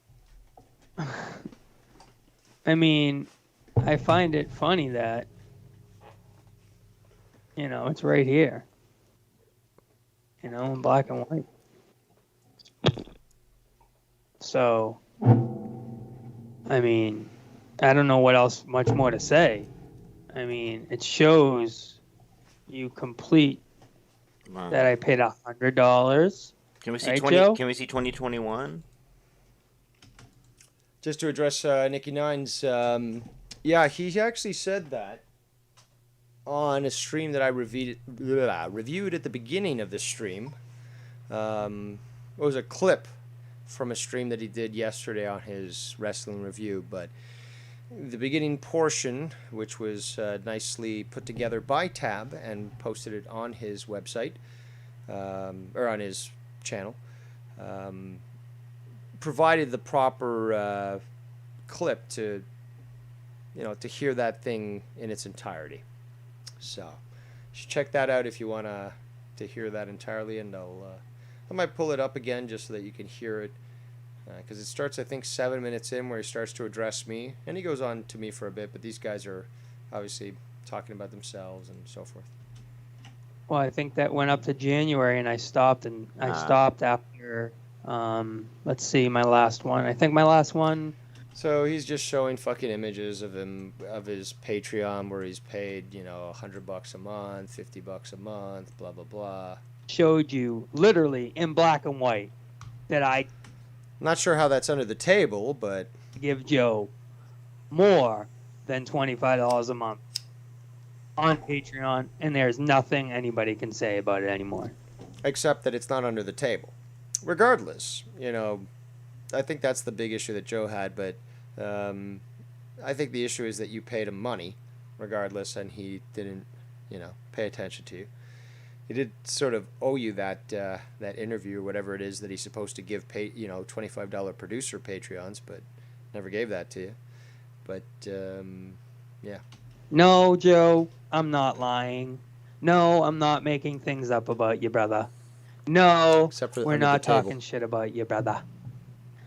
It's just everybody else who wants to message you, and I'm not. It's funny because I'm not the one that messages Joe. Like, I don't bother Joe. That's the thing. You see, maybe Joe thinks I'm not I'm not friendly with him because I'm not up his asshole. I guess that's how you have to be when you're with Joe. You have to bother him and be up his asshole, and be like, yeah, Joe, hey Joe, excuse me, Joe. Well, this whole thing is being led by Nikki J. Like, you know what I'm saying? But it's like, dude, no. I think Extreme fucking Shitface is the one that's sending him messages. That fucking dweeb. That fucking creep. He's the one that's bothering fucking Joe. So, it's not, Oh my and what did I do wrong? Like Ronald Blue said, Joe was very malicious towards Tony. I felt bad for Tony. What did I do, bro? I just showed you guys in black and white that I give Joe more money on Patreon. Okay, and let's he's get through this. Yeah, you pay the money. Or You've seen You the get fucking our show screenshots. along. Always here. Stop, dude. This is gotta stop. This is really gonna stop. It's embarrassing. In the chat who are always here and always harassing everybody should probably die. He sort of skipped over what Joe was saying about my dad, but Die. Or have your sisters kill you because you have no fucking lives and you're worthless scumbag twat bag. Is all he does is know how to make death jokes, really? Is that like, obviously it's his thing, but that's what he must go for, right? Like, you should all die. Just kill yourself. Die. That's obviously, I think we've established that when he's against the ropes, that's what he thinks affects people the most, so that's what he goes for. This is him full blown trying to bend the needle. And as we've seen, the argument with me, Joe, you completely lost. Because I'm not saying, like, maybe you have the wrong, like, maybe it's probably wrong what was said, because at point nobody can bring the clips of what was said, and obviously we're not talking shit about you. Once again, I'll say it, we're not talking shit about Joe. But I'm just showing you guys that he called me a liar. And I'm trying to show you that, no, I've given him more than $25 a month on Patreon. So that's the proof right there for you guys. So how am I lying? I'm not. It's just, it's in black and white. It's processed. That's what I do. I show you guys paperwork. So you hear that, Nikki Nines? I'm not lying. So that's all you are. You have no life, and you just do the same thing every day and every week and whatever the fuck. Just like Bolsey, who came in here and said that he's so upset that I made fun of Dr. Earl by calling him out for threatening to kill people, but yet Dr. Earl came out wondering why I make suicide jokes. Well, guess what? If you can wonder why I make suicide jokes that aren't funny, I wonder why you make videos where you're not joking, talking about killing people. And if that's a problem that you can criticize me, but I can't criticize you, well then, my friend, suck my Irish dick off. Go fuck yourself. And if everybody's going to get so butthurt over just a couple of words, but Joe Cronin mocking Scott McKinnon one night was turned into me threatening Scott McKinnon. I don't mention T off of the and Tony. You gonna talk Tony or just be a bitch? You know, Tony proven correct Finally, again. someone agreeing with you, Jesus. Thank you. Thank you. Well, it's just like it's whatever I say is gonna. I've noticed now after last night, YR, that it doesn't matter, bro. It doesn't matter. Bro. It doesn't matter, dude. Like, the narrative is gonna stay how it is. Well, they're over there and they're talking shit. That's the narrative. No matter if I say I want to suck Joe's dick every night. I love Joe. Clip that. People are gonna say. Tony said Tony hates Joe and he wants to fucking chop his dick off. That's what the narrative is. It doesn't matter anymore. It doesn't matter.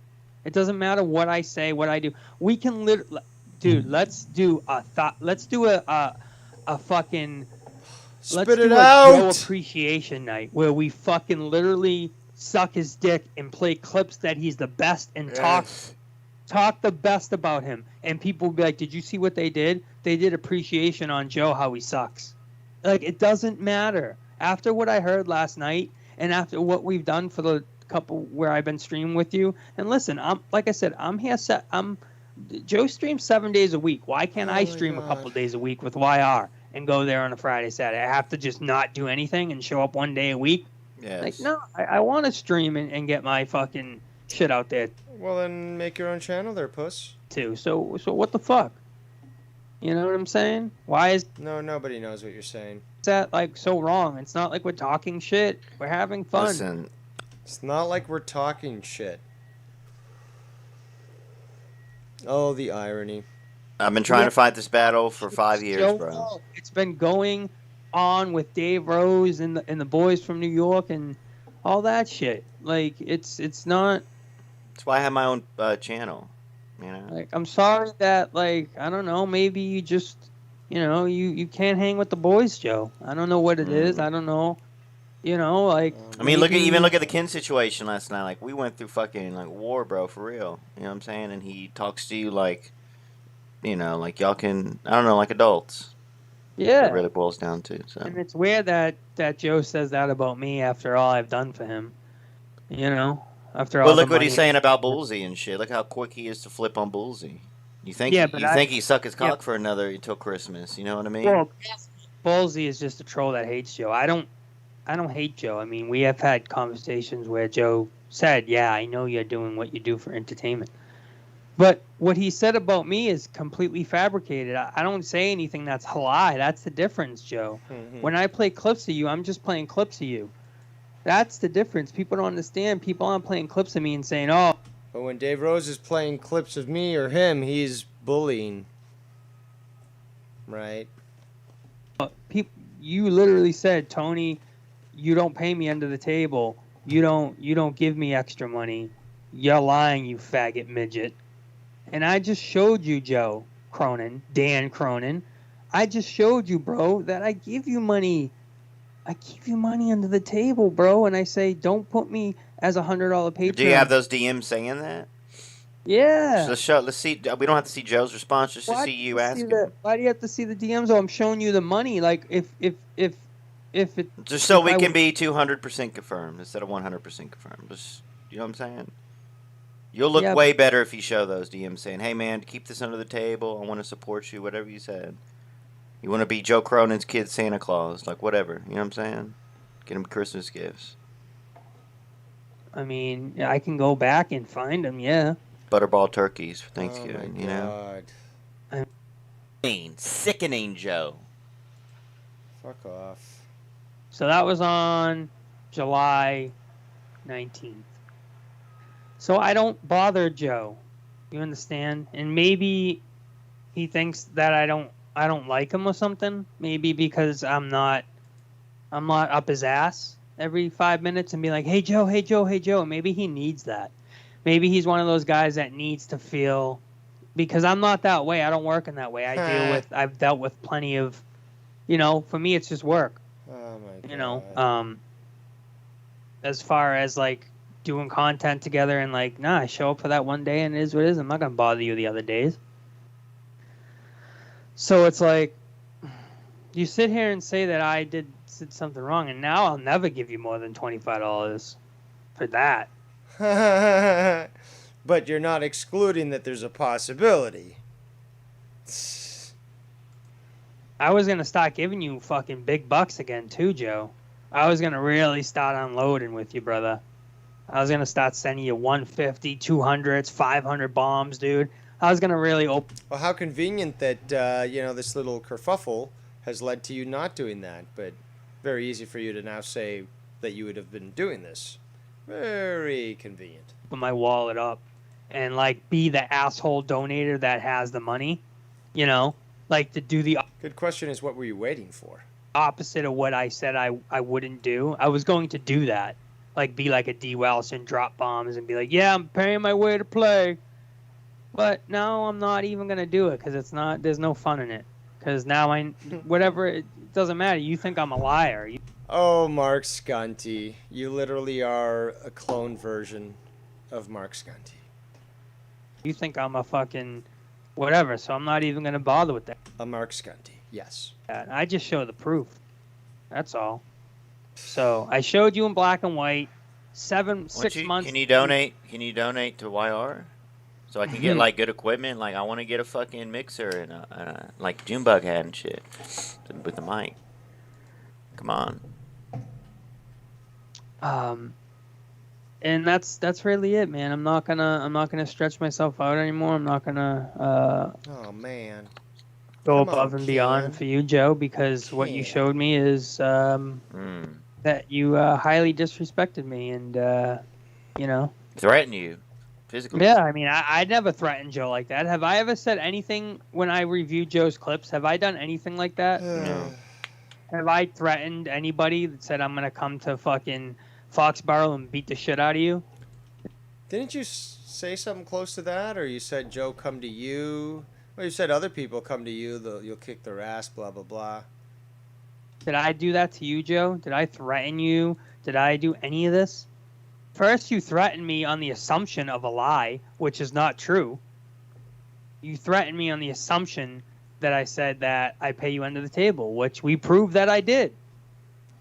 So you're the one that has the problem. And again, let's do it. This is not talking shit about Joe. This is answering the questions that he brought up. This is me trying to clear my name. For people like Nikki J. In the style of faggotry. And in the key of gay. Hey, the girlfriend's in the chat. This is not talking shit about Joe Cronin. It will be okay. Don't have PTSD about it. You'll be okay. You don't need to message Joe about it. He'll get it. He'll see it. If Joe wants... This guy's the Bostonian white version of S.E. Steve, where they try to lather you up with all these, like, it's okay, let me tell you what reality is, it's okay, yeah, you're wrong, but it's okay, I'm gonna help you. Fucking greasy. You can see how he's a fucking snake. It's a fucking little fucking cobra dance. Really, no, he'll go back in his Patreon things and he'll see all the times I gave him money and he'll go, oh yeah, I remember that. Maybe he just forgot. Maybe that's it. I don't really know. But I'm going to take the higher road in this one and, say, Joe, with Joe, you're only as good as the last donation you make. Hey, man, I tried everything. That turns into me lying. So...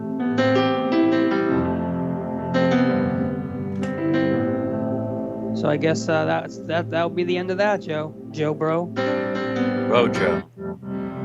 Does playing music actually add more veracity to your statement, or is this just more to calm your nerves and or calm your nerves, I should say, because of the qualms? There you go, that you have with Joe Cronin.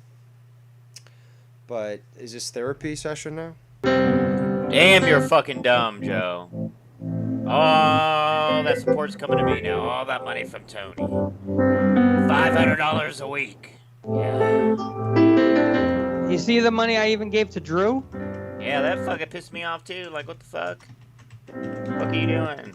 I was giving Drew $25 a month. Bro, that's like me donating to a soccer organization. I cannot stand soccer. I hate soccer. But yet I'm still an asshole, right, Drew? I don't hate Drew, but it's just boring, right, bro. Drew? Like, I don't. I'm an asshole, Drew, right? Go fuck yourself. Fake. Fucking nuthead. You too, Jake. Go fuck yourself. Let's see what Jake said about Ever since he got that lap band surgery, he thinks he's goddamn God gives for fucking women. Every day. Nobody's paying me under the table. So whoever came to me on Twitter and said that can fuck off and die. You can kill yourself and die. Because no one... Well, we just showed that I pay you under the table, Joe. paying me under the table. If you're gonna pay me, you better do it live on the show so everybody. Let's welcome back Nikki Nines, who's saving me from killing myself, and that's not a joke. Well, you know, I mean, I guess Joe's disease is spreading of self-harm. Dude, I love it. I love it. Fucking Tony, you pussy. Like, dude, he's feeling He's very, like, very dude, sour right now. Very, it's so fucking very sad. vulnerable. Dude, Joe, I was gonna give you the bit. I was gonna, dude. All right, so it's funny because it reminds me of this broad I used to fucking date and stuff, and our relationship just didn't work out. And she said similar stuff like, "Oh, I was about to buy you all these things." I'm like, "What? I don't what?" That's something fucking like a broad will do. Like, "Oh, I was about to start sucking your dick whenever you want. I was about to Joe, fuck 150s were gonna come your way. Money was gonna come your way." He's just putting it out there because he wants to be like he made a big mistake because he realizes he's just fucking money, dude. And Tony doesn't see. Tony has nothing to offer.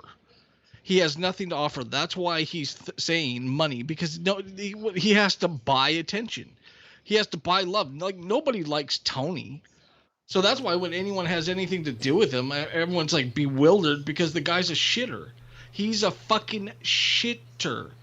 It's his personality. It's how he acts. People just don't like the dude. Cool guy in high school, my fucking ass. Because if you were anything like this in high school, you probably got fucking swirlies, fucking wedgies, fucking No. purple It was, I'll tell you, it was an art school. I was dealing with a few people that were going to an art school. And these sorts of people are, like, worshipped. But, like, because it's all fucking a bunch of softies there anyways. Even their strongest, most masculine guy is still out-gayed by the gayest, well, is still gayer than the least gay guy at fucking regular high school. Hope that analogy works. It's pretty. It's like you got to be half a fag just to get through the door. So when I hear Tony, and I called this the other day, I said if Joe shuns Tony whatsoever or any of that shit, You did say this. Tony's gonna fucking go right back at Joe and shit. And you heard him. He's like, "Oh, Joe." They're like, maybe time to start going at Joe again, start reviewing the shit on Joe again. Tony's like, "Yep, time." He's going to, dude, because he's a fucking snake. Because he's got no honor and integrity, dude. Like, the guy instantly, if you're not fucking giving him what he wants, he's gonna shit on you. And that's why he's not really a fucking fan. He's a jilted fucking lover. Like, you've had breaks with people, never went right at him. Like, when you and Joe had falling apart, dude, you didn't say shit about Joe. You didn't go make a fucking stream saying Joe's the biggest piece of shit in the world, blah, but you didn't do anything like that. Took years for me to do something like that. When Scott and you had the falling out, nothing for a long fucking time. Mm-hmm. It's because you have honor and integrity, dude, and it takes something to make you do it. And Tony just does not have that. Like, that's fucking pathetic. How are you going to say you love somebody and you're fucking down with them and instantly just start waving your wallet around like it's your pussy? Like, oh, fuck, oh, well, That get a is whiff such of this. a Maybe great you'll want way some. of putting it. Dude, it is. It's pathetic. It's pathetic, dude. Like, I don't even get why fucking anyone acknowledges. I get why Tony's with YR. Bottom of the barrel. I don't. Well, I mean, now knowing who Tony is, yeah. But it's just, I thought to myself, because I was there when he came in. It's just like, okay, you got something different. Somebody who literally could be a lounge singer type guy who would just be there on the side. Who, just like Paul Schaefer when he was working with Letterman, is he knew the timing. Like, so Letterman says something funny, he directs his audience, his band to do the fucking Tiffany or the, whatever, the drum beat, or like he'll play a little tune, and that's it. And like, obviously he's there between takes and stuff where he's playing music for the audience, but for the most part on the show, he knows when to fucking do his thing. And I thought, hey, that's kind of cool. That might work. Like, that's different for Joe's show.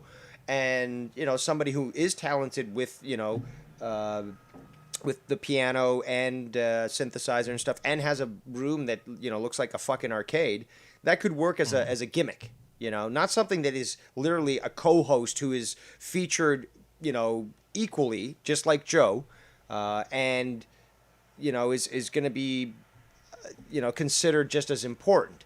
Like with me, JB, Joe, Ken, all of us sort of were on equal footing and stuff. So we were able to either go on for a long time or speak our points, whatever.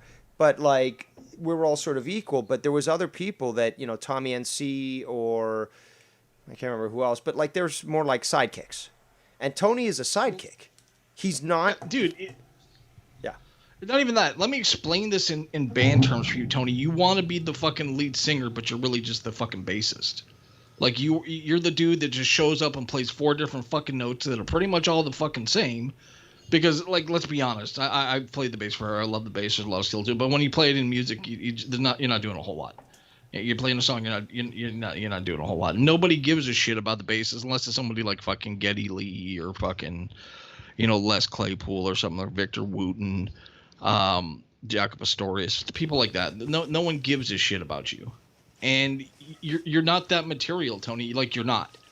You are just what Dave described. You can add a little bit here and there, play some piano, and have a good fucking time, and that's what you can do. It's the same thing with Wire. Wire could be on a call. He could add a few fucking. You're like angry or nerdy. Is that what it is? Always nerdy. Yes. You guys are like always nerdy, but you want to be fucking like Ken, and you're not. So, dude, just stick to your fucking role, which is now being, Wire's bitch again because now you're stuck with Wire, and which is fucking pathetic, by the way. You could have fun with that and have fun with everyone just laughing their asses off at you because that's how this is going to go. Everyone is just going to laugh. Because Tony's going to go right back to just pissing on Joe, shitting on fucking Joe, reviewing every Joe clip of every single thing Joe does now. Unless Joe fucking forgives him and says, no, I want your money, which I don't put above Joe whatsoever because Joe does love his money. So I know this is painful for you to review and go through again, but god damn, it's fucking funny, dude. Like... Tony is, but that's the thing though, Tony's been on a tear as well, like... I proved it the other day, and with Joe yesterday coming out and saying this, like Tony's not been getting one lick of sleep in the last couple of days. He's fucking steaming mad at both myself and Cronin going after him and just destroying his fucking fantasies, and you could hear the that angst in his voice to the point of tears. Well, yeah, that's why I only said slow it down because you can hear in like the voice quiver. Yes, the quiver. When someone's about to cry, he's like, Joe. Yeah, but you made a good point as well. It's like he's always saying, "Oh, are you gonna cry? Are you gonna cry?" Yeah, I mean, dude, it's like money, Joe. It's like what was the kid's name? Farkas from the Christmas Story. Or a Christmas Story. Yeah. And Scott Farkas. Yeah, and he, he's like, "What are you gonna do? Cry?" And then, they beat his ass, or Ralphie beats his ass. Yeah, that's exactly what it is. It's like, dude, I don't know, man. Like this has been such a treasure trove of fucking fun. Like it just has. That's what I love about my fucking, the people I roll with here is I don't have to worry about any fucking embarrassment shit like that. I don't have to worry about any embarrassing, like I'm not gonna have a secret clip of Dave saying, "Can't Joe, I really love you." All you're gonna do is find me, doing loon calls and fucking, other good things. Like I love how he even tried to make fun of that shit. Look at his stupid. It's like, dude, it was obviously you were doing like a theatrical animated run. He can't even. Yeah, he can't even run fast. Like. You can't even run fast. It's like, dude, shut up. The guy who was filming, Wolf, was running a 53 Willis, right? That's one of his toys. And this thing stalls out, and it's a 53 Willis. It's, a challenge to drive, but it's a great machine. But I had to run in a way that I could keep up with him, that he wasn't stalling out, but also looked funny enough that didn't look like I was really trying to outrun this because we needed the audio to be able to pick up. It was so windy that day that the lanyard mic was just fucking up. So yeah, it was just problematic. Well, not the lanyard, sorry, the one on the mic on the camera. So I had the lanyard mic, and that's why I had to run slow, because too fast and it starts to pick up on the fucking mic.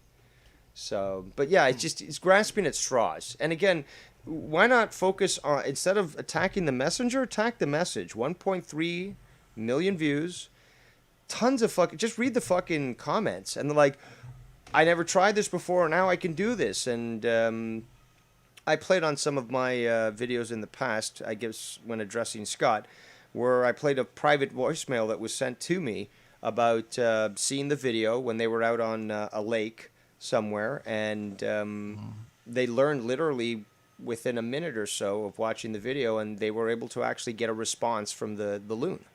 So, I mean, he can say what he wants about the appearances, because he's so fixated on appearances, but it's the value in the message and what's conveyed there. And no one's ever going to take away the fact that I got all those views, acted silly, and here I am, you know? Well, even that, like, Tony likes to act how successful he is. He's not even the most successful person in the community. Show me one video of yours. I doubt he's had a single song that's played a million fucking times, let alone a fucking video of something educational that people can use, family fucking friendly, that will go down in history. I mean, it's the dude's claim to fame is joining a fucking boy band. Speaking of that, did you see? I got a video sent to me of this band prior to Tony actually joining it.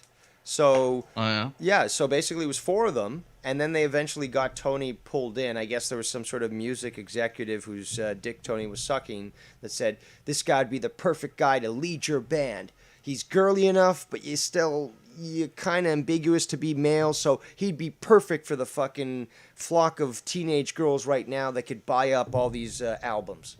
So, yeah, I saw that. I thought it was very comical, and they sucked even back then without Tony. But, yeah. It was an era of music that was kind of shitty. Oh, my God, was it ever, dude. Let's be honest. At least grunge, as shitty as it was, had something... Yeah, I'll say that. But something that was, yeah, absolutely. Fuck Kurt Cobain. I was glad that Courtney Love... I wasn't a big fan of him. No, I wasn't a big fan of him. More like Alice in Chains. Yeah, you know. I'm a little conflicted on Alice in Chains. There's some stuff I like, some I don't like. There's another... Well, obviously, was it Pearl Jam? Okay. But Eddie Vedder's a fucking pussy. But with Cornell, what was it? Soundgarden. Yeah. That was fucking awesome. Can you count? What are they called? Fucking Smashing Pumpkins? No, they're not really grunge. They're more alternative. Dude, I didn't even. Yeah, they were alternative rock. I don't even consider Alice in Chains grunge. It was more kind of metal. You know, I don't really consider them, don't consider them grunge. When I think grunge, I think fucking, Nirvana. I mean, even Pearl Jam was kind of just a rock band. I despise Nirvana. Despise them. I don't think they brought anything good or revolutionary. I think Dave Grohl is a fucking cuck, and I think also Foo Fighters is shit. I don't like the Foo Fighters at all. Seaman is a fan, I like one other song in the chat. Seaman says Nirvana is overrated as fuck. Foo Fighters is infinitely better. Go ahead. Sorry.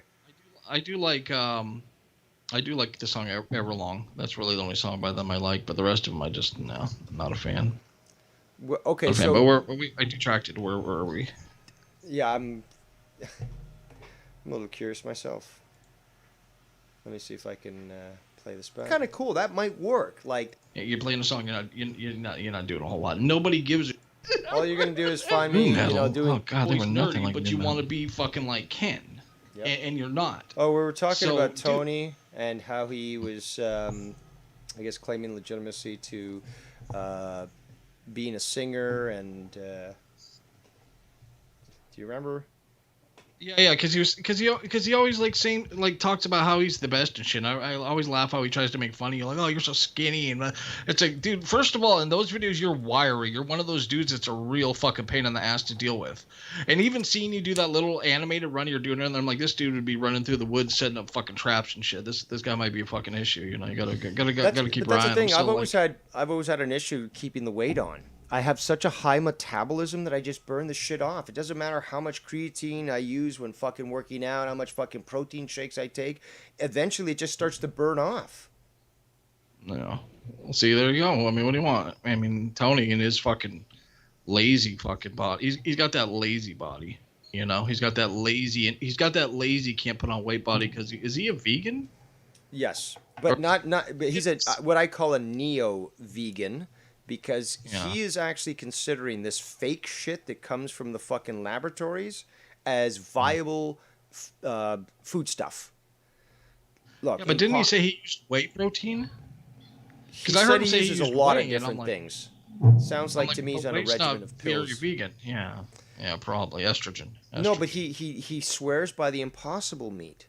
So he was, talking about when he wanted to claim that he knew more about health than me. And he was talking about, I just take the Impossible meat fucking ground beef or whatever fake and make a burger and like all this and like it's all great. And it's just like, but it's got 5,000 times the estrogen of a fucking Big Mac, which is made with meat. Like, totally oblivious of this stuff. And he thinks that because the media tells him, it's vegan and it's an alternative and it tastes just like meat, it's just as healthy for you. He even said, you can get the same sort of value from meat as you can from vegetables.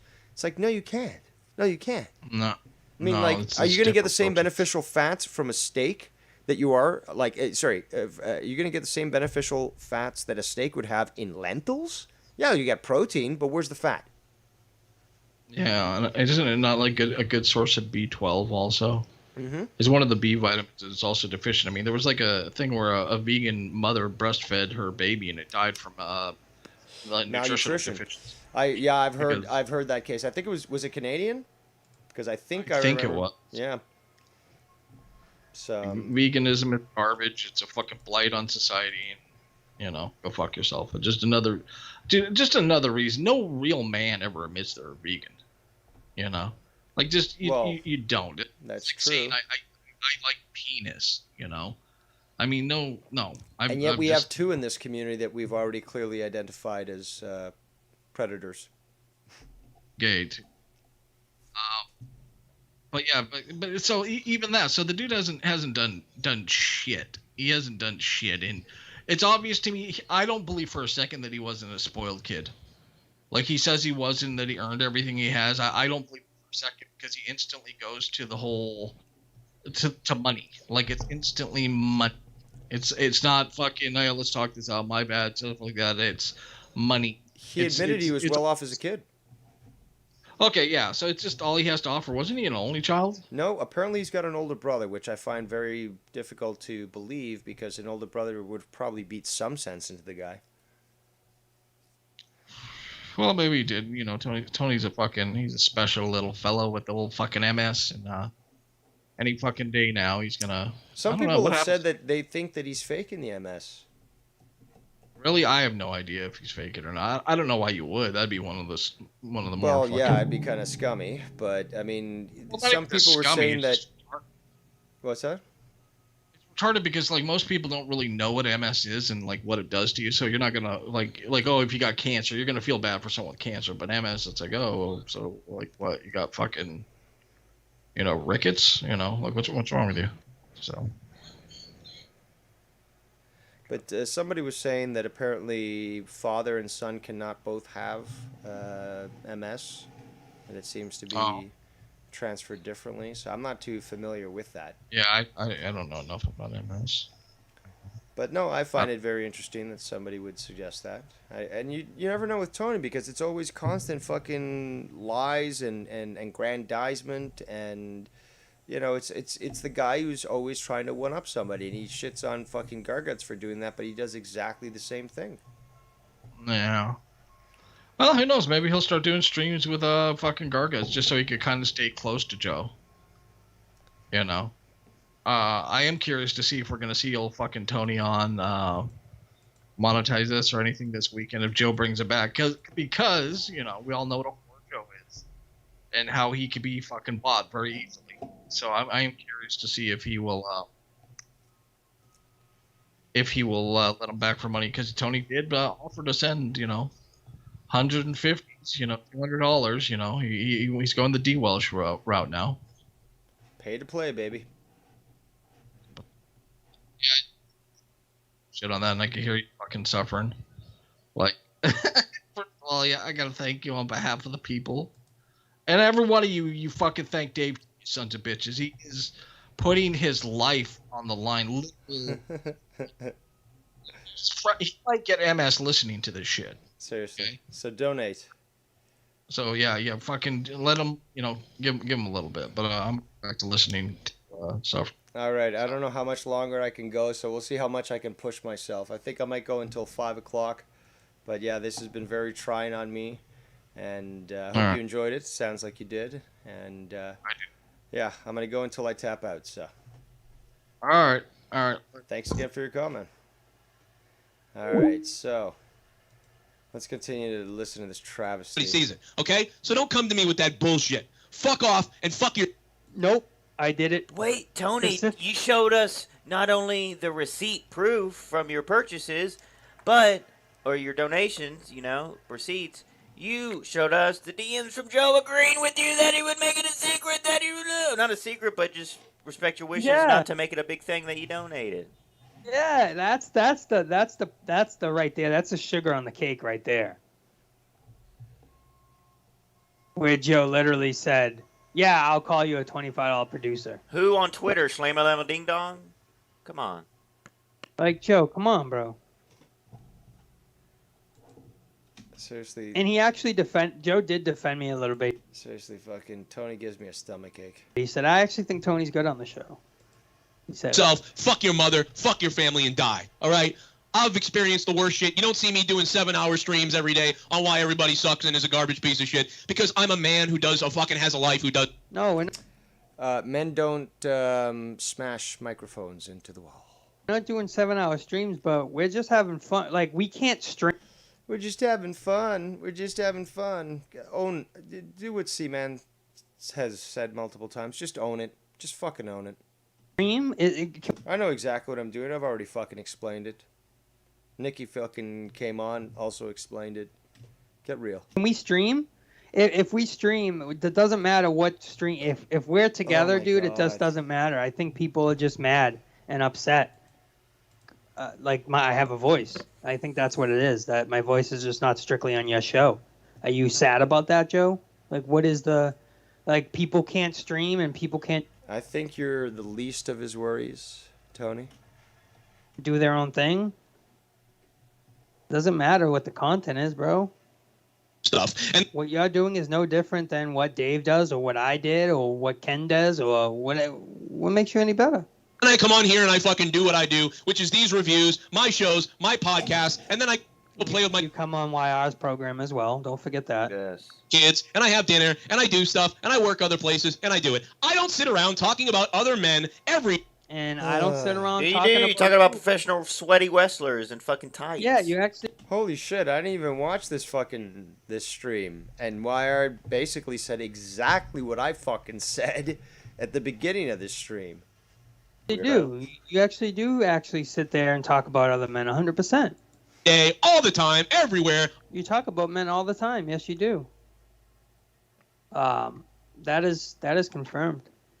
Because guess what? When you do that, you're a fucking loser, and you're going to go nowhere. If you spend 7 hours talking about someone, you spend 1 hour talking about someone every day, you spend 2 hours talking about it, you spend 5 days fighting with someone, then you make up with them, then you fight with them again, then you make up with them, then you tell all your friends they can't hang out with...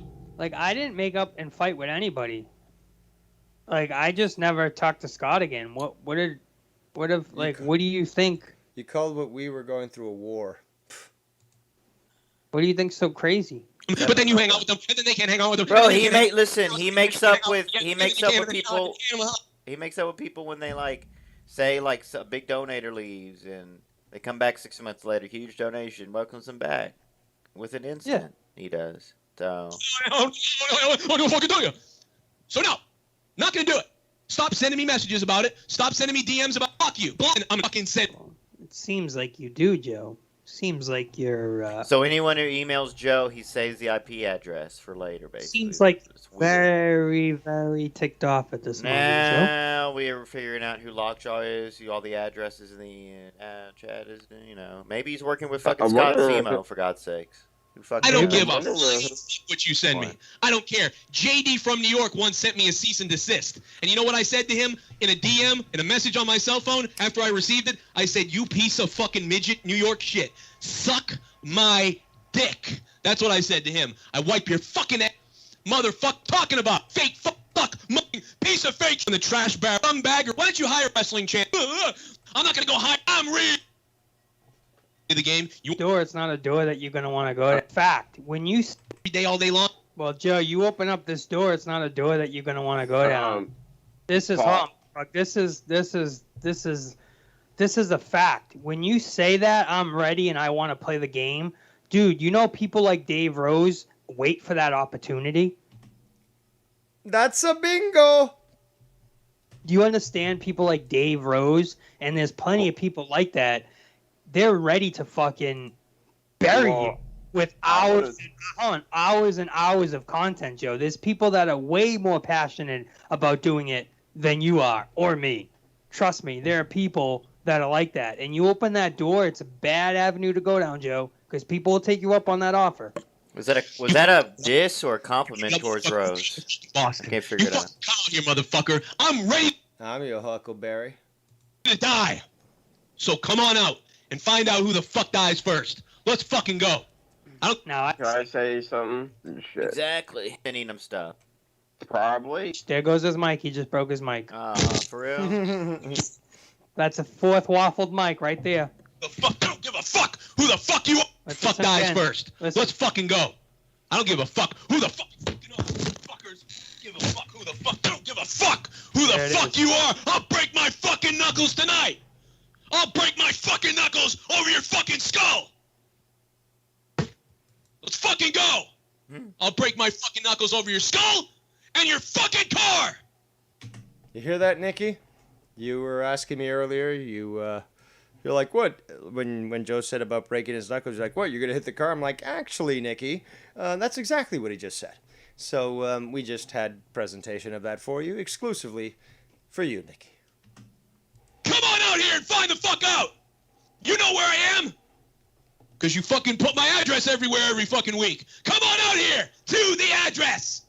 My kids will eat your fucking body I don't even know who's put out Joe's address out there. parts. You better get that bow greased up, Joe. The NEMT's coming. I want to know who's rats in the Joe clips. Goldberg, can you stop fantasizing about your son watching you masturbate, Goldberg? Could you do that for 1 second, please? You sick, weird fuck. Day one. I've been threatening Skype messages. I've had my kids threatening Skype messages. I was being a scumbag motherfucker like most of you. I never do. From the time that I came back to stream with YR, we haven't done any shit. We haven't been talking about Joe. So this needs to stop. And it's funny because we say it to Joe too. We literally said it to Joe how many times, bro, we're not doing content on you anymore. Those days are done. How many times did we say that to Joe? At least a dozen times, bro. But yet we're still the bad guys. I'm holding back on one big thing I'd really like to mention right now. One really big thing that I'd like to mention right now. And boy, would I make this fucking slobby motherfucker look real bad. Ooh, I'd love to do it, but I'm not going to do it. And there's the open-ended genericness coming back. People need to bother the guy, and that's what I get. I would be kind of pissed off, too, if I got ridiculous messages about all this nonsense stuff, and then you kind of get... what do you... Tony hasn't been on my show in to a store, or you went to somewhere and you got bad customer service. Oh, my God. Nations. So, that's just on the Patreon, bro. You're not counting my donations. I've done plenty of turkey donations, plenty of donations. I've done all on his coffee streams, all on his IRL streams, what he does in his car. I bought his coffees, $15 I gave him. Bought him dinners. That all adds up. Pay to play, baby. So it's probably more than 150. But the fact is, the ultimate thing is that DM. No matter how much he gave, if he gave him $1 and wanted to Oh hide my god, it, this is fucking killing me. I'm doing my best here. Jay, your ass is mine, boy. This Friday. Chat. if Tony fucking threatened Joe like that, oh my god, he wouldn't fucking get over it. I didn't. Man, FM Ken. Tony, listen, Shannon wasn't saying that that's what you said. She's saying that that's how Joe might have interpreted it. No, he didn't interpret. He clearly understood what we had the agreement. I get that, but what I'm saying is she's saying maybe he didn't think there was an agreement like you thought, and he's seeing you say this, and then people are saying to him, "What is she you're saying? being paid under the table," so that's why he went back the way he did. Is all she's saying. Yeah, but what I'm saying is no. Ken, I showed the agreement. Shit. I get that, but I'm saying like she was just saying that like she just jumped into the chat and said it like, well, maybe that's where he's coming from. So that's all she was saying. She wasn't saying it was that way.